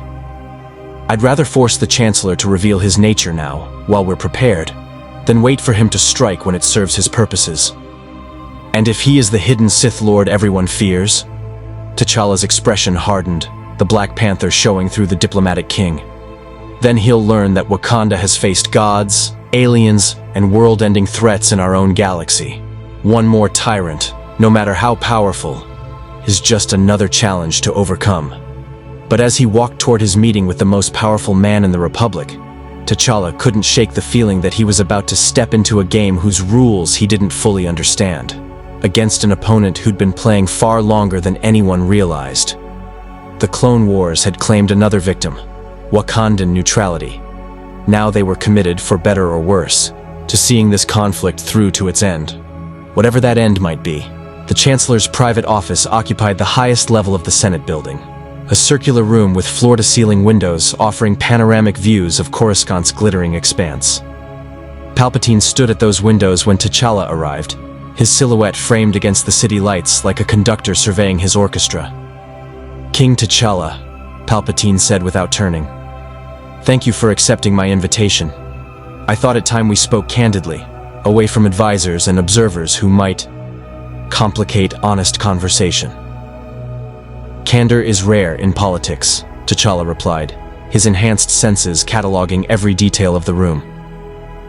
No visible guards, but he detected at least 4 concealed security systems and something else. An energy signature his Wakandan training couldn't quite identify. "I appreciate the attempt, even if complete honesty between leaders is usually impossible." Palpatine turned, and his smile carried genuine amusement. "You're refreshingly direct. Most beings who reach my office spend the first 10 minutes on flattery and positioning. You simply acknowledge the game we're both playing." He gestured to comfortable chairs arranged around a low table. "Please sit. I have Alderanian wine, or if you prefer something less intoxicating, I can offer a dozen alternatives." "Water is sufficient," T'Challa said, settling into a chair that adjusted to his physiology with disturbing precision. The furniture in this galaxy was unnervingly sentient. Palpatine poured water from an elegant carafe, his movements precise and practiced. "I'll be direct, since you value it. The theft of your Force-resonant alloy specifications concerns me deeply, not because it weakens the Republic's military advantage, but because it suggests my government has been penetrated at the highest levels. Someone with access to Jedi Temple security, Republic intelligence, and Separatist networks simultaneously. That level of coordination suggests an enemy far more dangerous than the Separatists." "The Sith," T'Challa said. "Precisely." Palpatine settled into his chair with the careful movements of someone whose age was more apparent in private. "The Jedi believe the Sith operate in pairs, master and apprentice. We know Count Dooku is the apprentice. But the master remains hidden, pulling strings from the shadows, orchestrating this war for purposes we can't fully comprehend. And you want Wakanda to help you find him." "I want Wakanda to help me end this war," Palpatine corrected. "Finding the Sith Master is part of that, yes. But more broadly, I need allies I can trust absolutely. The Senate is compromised by corporate interests and Separatist sympathizers. The Jedi Council, for all their power, are constrained by dogma and increasingly ineffective as generals. You, King T'Challa, are the first genuinely independent force to enter this conflict in years. You have no political debts, no hidden agenda, and no reason to preserve the status quo. Which makes us either valuable allies or dangerous wildcards," T'Challa observed. "Both," Palpatine admitted. which is why I'm offering something I rarely give: complete access. Open my intelligence files to your people. Let your war dog operate with Republic credentials. Allow your scientists to examine every aspect of our technology and infrastructure. In return, I ask only that you share what you discover and help me root out the corruption destroying the Republic from within. It was a masterful offer. Too masterful. T'Challa had negotiated with enough desperate leaders to recognize when someone was offering more than they should. Either Palpatine was genuinely that desperate, or he was confident that whatever Wakanda discovered would serve his interests rather than threaten them. "Why trust us?" T'Challa asked. "We're strangers from another galaxy who've been here less than a week. For all you know, we could be working with the Separatists or pursuing our own agenda." Palpatine leaned back, his expression growing contemplative. "Do you know why I've survived 30 years in Republic politics, Your Majesty? Not through military strength or force sensitivity. Through understanding people, reading their motivations, their values, their breaking points." His eyes locked onto T'Challa's with unsettling intensity. "I've read you, King T'Challa.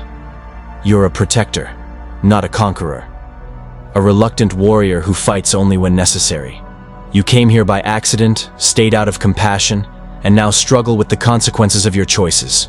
You want to help but fear being used. You seek truth but recognize that truth is often weaponized by those in power." The accuracy was disturbing. T'Challa kept his expression neutral, but Palpatine smiled as if he'd seen through the facade anyway.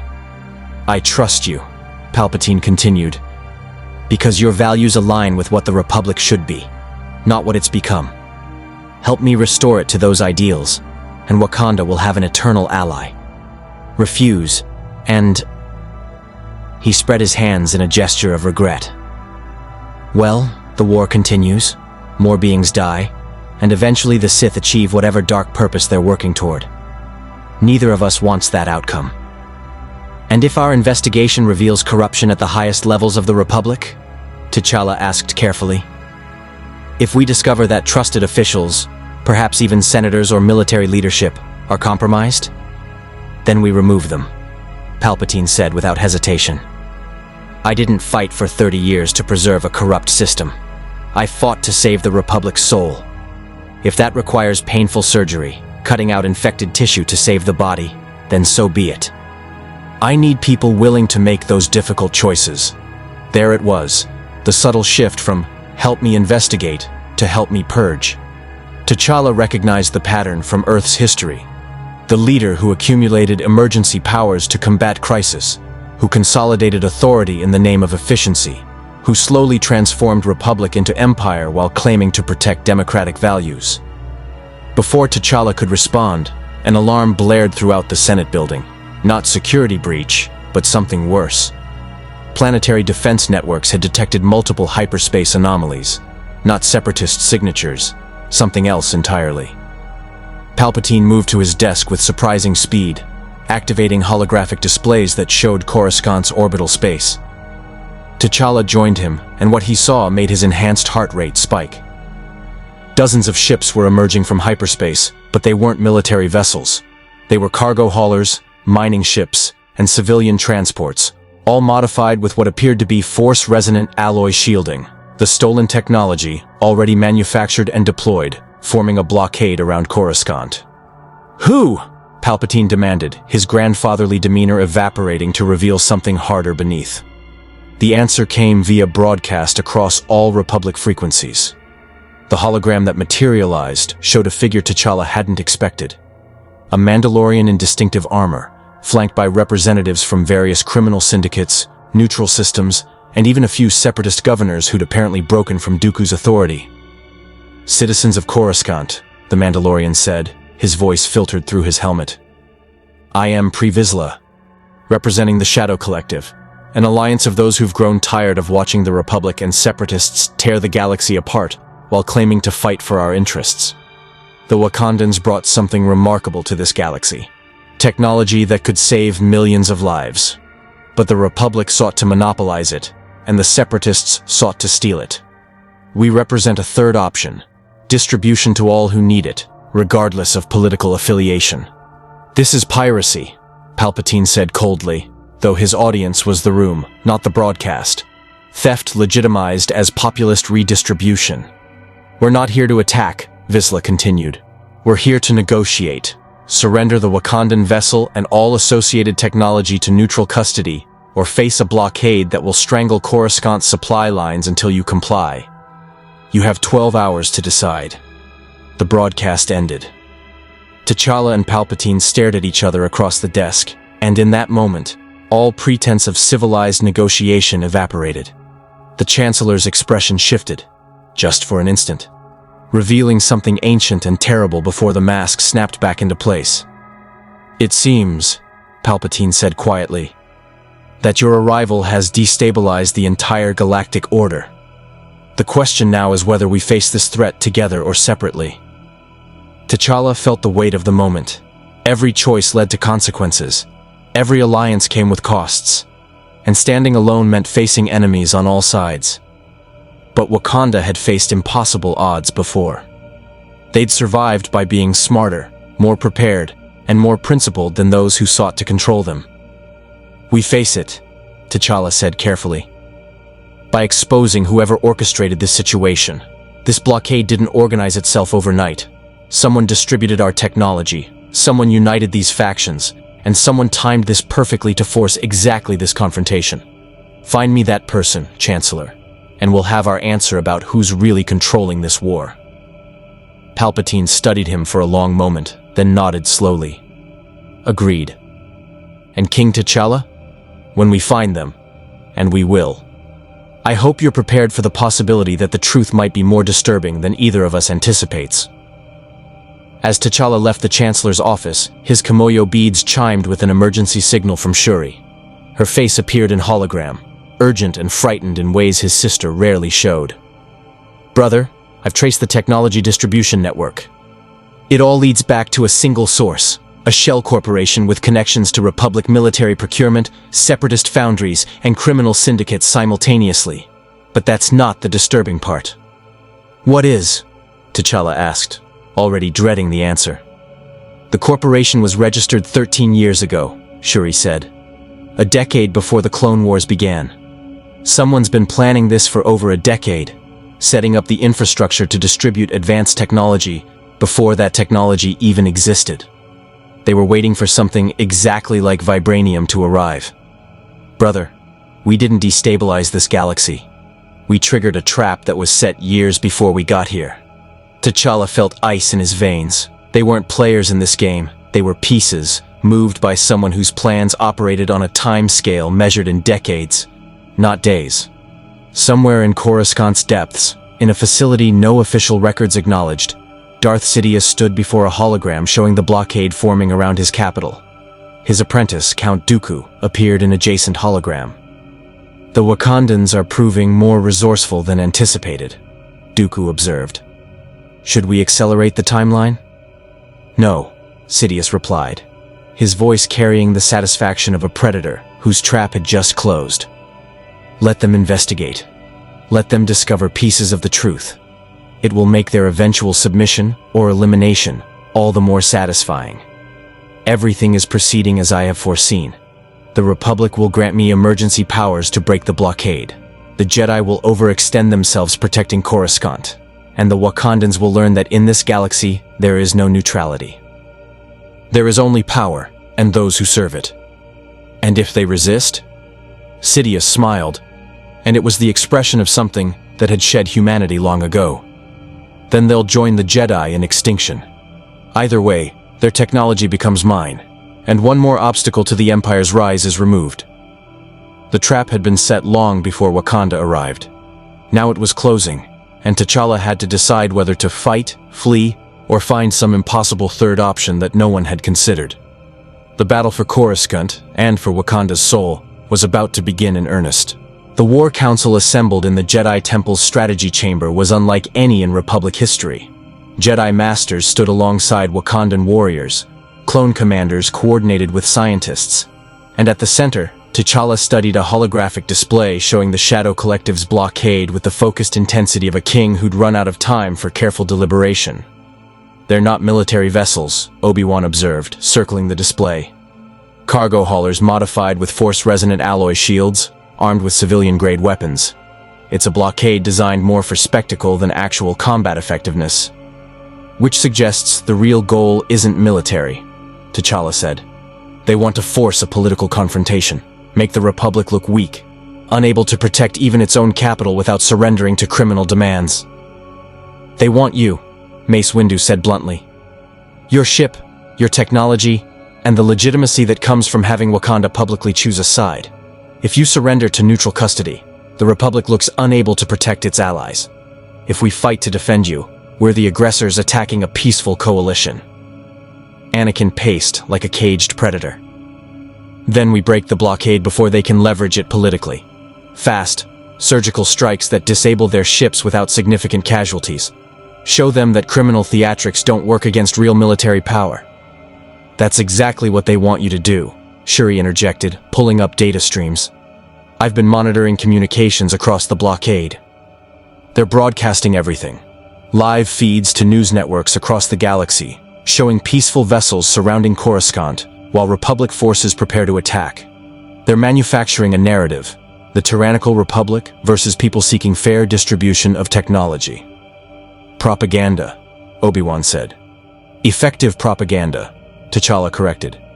Because it contains truth. The Republic did seek to monopolize our technology. The Separatists did try to steal it. These factions claiming to represent neutral interests aren't entirely wrong to be suspicious of both sides. So, what do you propose?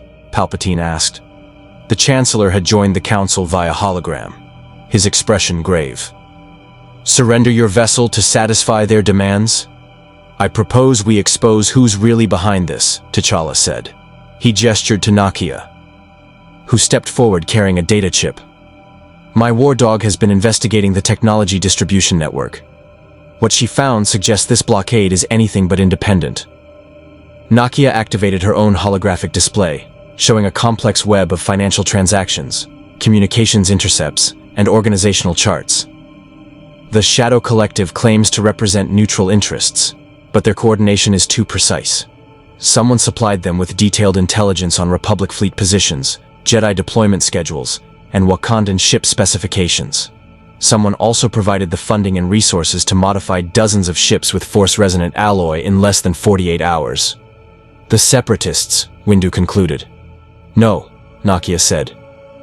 The funding came through shell corporations with connections to both Republic and Separatist sources. The intelligence came from someone with access to the deepest levels of Jedi temple security and Republic military databases. And the coordination required suggests someone who can manipulate multiple factions simultaneously without any of them realizing they're being used. She highlighted a particular node in the web, a communications hub that all the shell corporations eventually traced back to. This facility is officially a Republic intelligence archive, but it's been conducting operations that have nothing to do with official Republic business. Someone's been using it as a command center for years, coordinating activities across both sides of the war. Where? Palpatine demanded, his voice sharp. The works, Nakia said. Coruscant's old industrial sector, supposedly abandoned. But power consumption records show significant activity in areas that should be empty. Someone's running a major operation down there, hidden in plain sight. Mace Windu's expression darkened. The Jedi Council has suspected for years that the Sith Master operates from Coruscant itself. We've searched, but the dark side clouds our vision. If they're using a facility in the works, then we investigate, T'Challa said decisively. Not with armies or fleets, but with a small team that can penetrate their operation and gather proof. Expose whoever's orchestrating this war, and we remove their ability to manipulate events. That's suicide, Anakin said. If the Sith Master is really there, sending anyone into that facility is sending them to die. Then it's fortunate I've faced death before, T'Challa replied. He activated his Kimoyo beads, and his Black Panther suit materialized around him in a shimmer of Vibranium nanotechnology. Sleek, powerful, and unlike anything the Star Wars galaxy had seen. Wakanda doesn't run from threats. We face them directly. The suit was magnificent. Form-fitting vibranium weave that absorbed and redistributed kinetic energy. enhanced strength and speed, retractable claws capable of cutting through nearly any material. The Jedi stared in open fascination at technology that married combat effectiveness with elegant design. "You're going personally?" Obi-Wan asked. "A king who won't fight for his people doesn't deserve the title," T'Challa said. "Besides, whoever we're facing has been manipulating events from the shadows. Time to drag them into the light." He turned to his team. "Okoye, Nakia, you're with me. Shuri, stay here with Anakin. If this goes wrong, you'll need to get our ship to safety and find a way home without us." "Absolutely not," Shuri said. "I'm not losing my brother to some Force wizard's lair. If you're going, I'm providing technical support." "The Jedi should lead this operation," Mace Windu said. "This is our responsibility." "And that's exactly why you can't," T'Challa countered. "Whoever we're facing has been evading Jedi detection for years. They'll sense you coming from kilometers away, but Wakandans don't register in the Force. We're invisible to that particular surveillance. We might be able to get close enough to gather real intelligence before they realize we're there." It was Yoda who settled the debate, his ancient voice carrying finality. "Right, King T'Challa is. In the Force, Wakandans, you are not. An advantage, this gives. But alone, go you should not.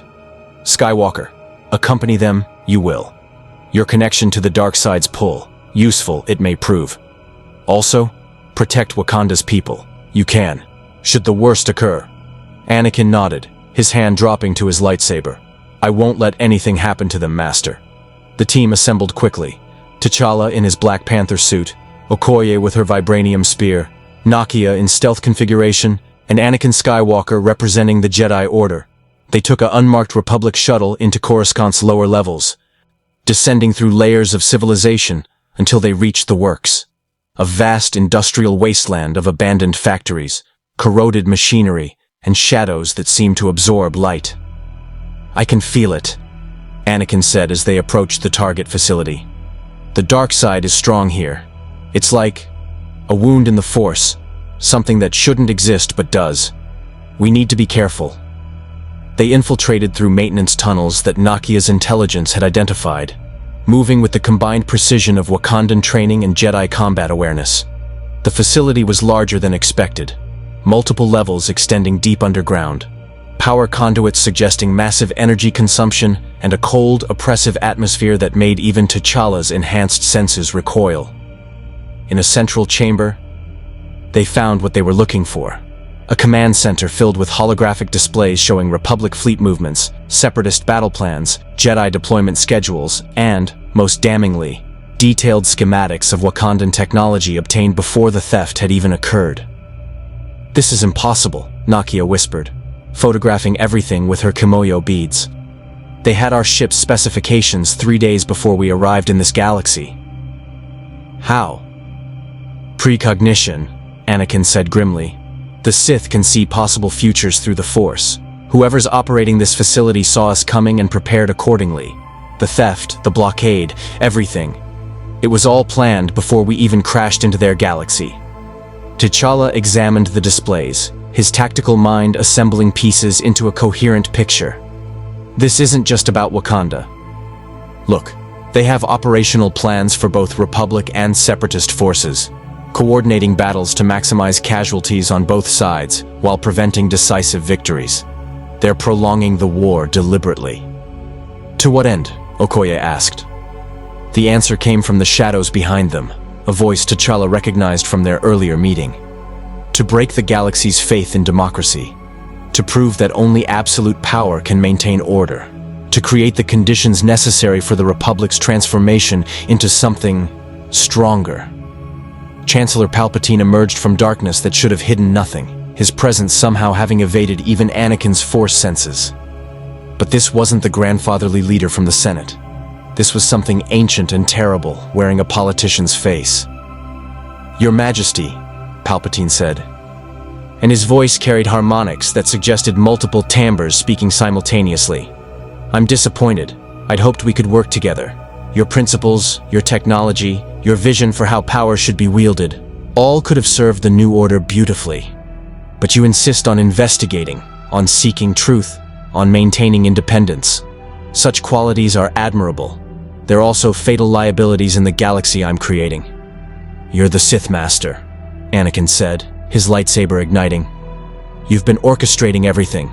The Clone Wars, the blockade, all of it.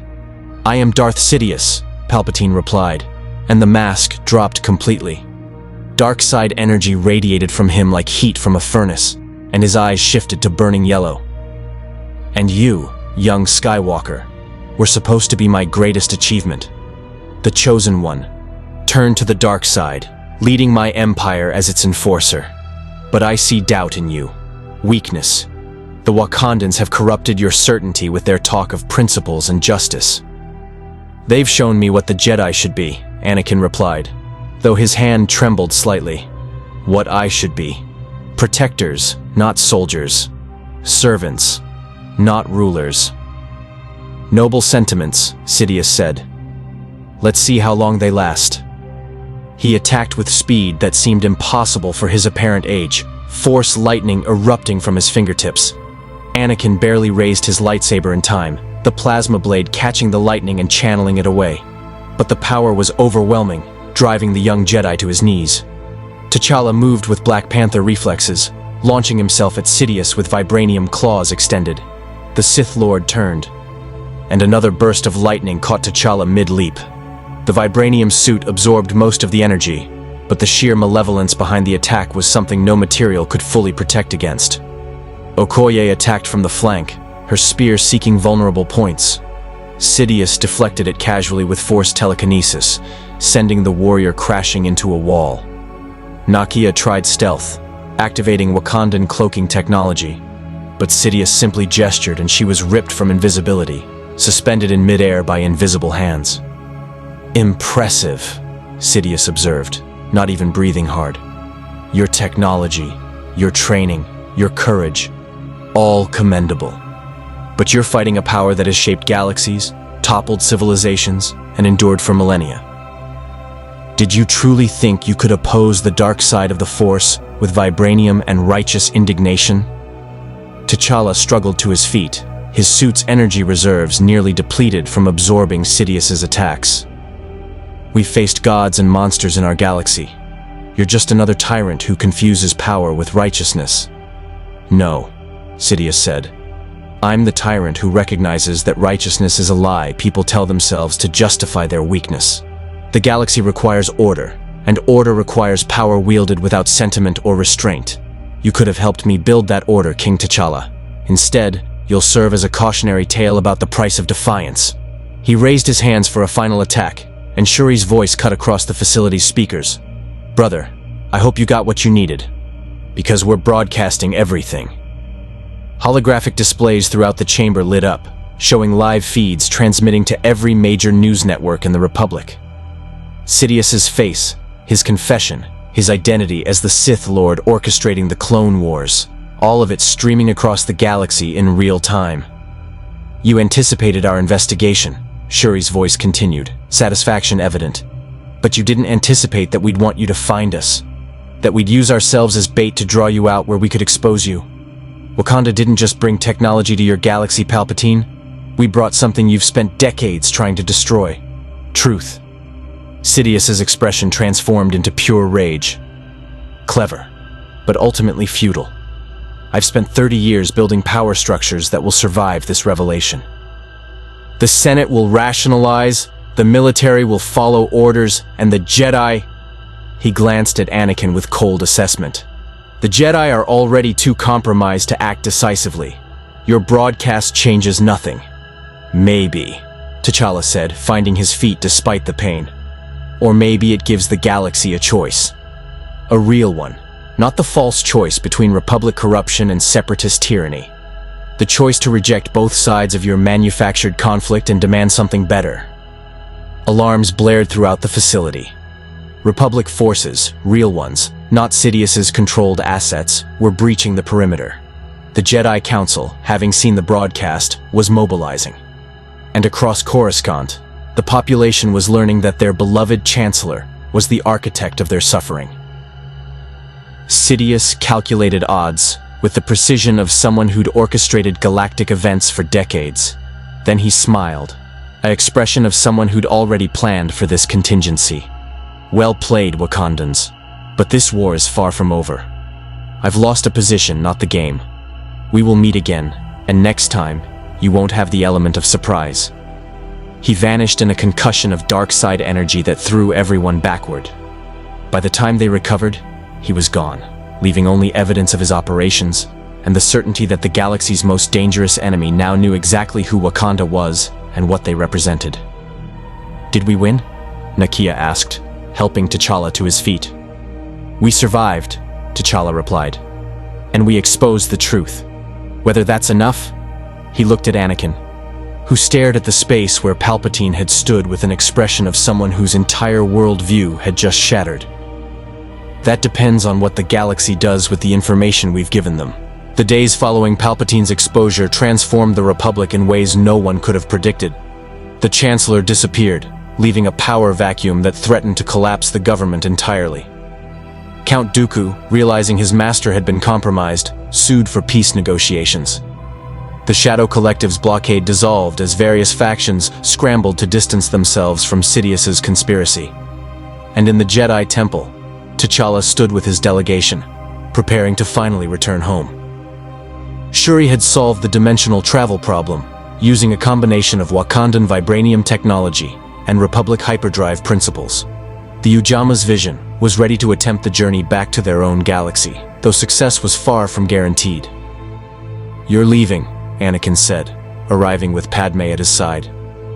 The young Jedi looked different now, older somehow, burdened by knowledge he couldn't unlearn. After everything that's happened, we never intended to stay, T'Challa replied. Wakanda has responsibilities in our own galaxy, but we've left something behind. Knowledge, principles, and proof that no tyrant's power is absolute when people choose to resist. The Force-resonant alloy, Shuri added, handing Anakin a data chip. Complete specifications, manufacturing processes, and most importantly, ethical guidelines for its use. You'll have our technology, but you'll also have our values embedded in how you deploy it. Use it to protect people, not control them. Padme embraced Shuri warmly. You've given the Republic more than technology. You've given us a chance to become what we should have been, a true democracy. Not an empire disguised as freedom. That gift is beyond price. The Jedi Council assembled to bid farewell, and even Master Yoda seemed moved by the occasion. Change the galaxy you have, not through power or conquest, but through example. Remember, we will. That strength and wisdom need not oppose each other. Will you be all right? T'Challa asked Mace Windu quietly. Palpatine is still out there. The Sith aren't defeated. No, Windu agreed. But they're exposed. The galaxy knows the enemy now, and we'll be ready. Thanks to you, the Clone Wars can finally end on terms that serve peace rather than tyranny. That's more than we could have hoped for. As the Wakandans boarded their ship, Okoye paused at the ramp, looking back at the Jedi Temple. Do you think it will last? The peace they're building? I think, T'Challa replied, that we've given them the tools to build something better. Whether they use those tools wisely is their choice to make. We can't save every galaxy, but we can offer examples worth following. The Ujama's vision lifted from Coruscant for the final time, rising through atmospheric layers toward the stars. Below, the Republic began the painful work of rebuilding democracy from its corrupted foundations. Across the galaxy, systems debated new alliances free from Sidious's manipulation. And somewhere in the shadows, Darth Sidious plotted his return, but now facing a galaxy that knew his face and rejected his vision. Shuri activated the dimensional drive, and reality began to tear once more. Purple and blue energy crackling at the edges of space-time. T'Challa felt the transition beginning, felt the fundamental laws of physics shifting as they prepared to leave the Star Wars galaxy behind. Think we made a difference? Shuri asked quietly. We exposed tyranny, saved lives, and refused to compromise our principles for convenience, T'Challa replied. If that's not making a difference, I don't know what is. The rift opened, and the Ujama's vision slipped through, leaving behind a galaxy forever changed by visitors who'd refused to play by anyone's rules but their own. Wakanda had come to the Star Wars galaxy by accident, but they left by choice, with honor intact, principles uncompromised, and the knowledge that sometimes the greatest gift you can give isn't technology or power, but the courage to demand better from those who wield them. The Force would remember them. The galaxy would remember them. And somewhere, in both the light and the shadows, beings would look to the stars and wonder, what if others like them existed? What if the universe held more possibilities than anyone had dared imagine? The answer, as Wakanda had proven, was that the universe was full of such possibilities, for those brave enough to seek them. May the Force be with you. More stories await.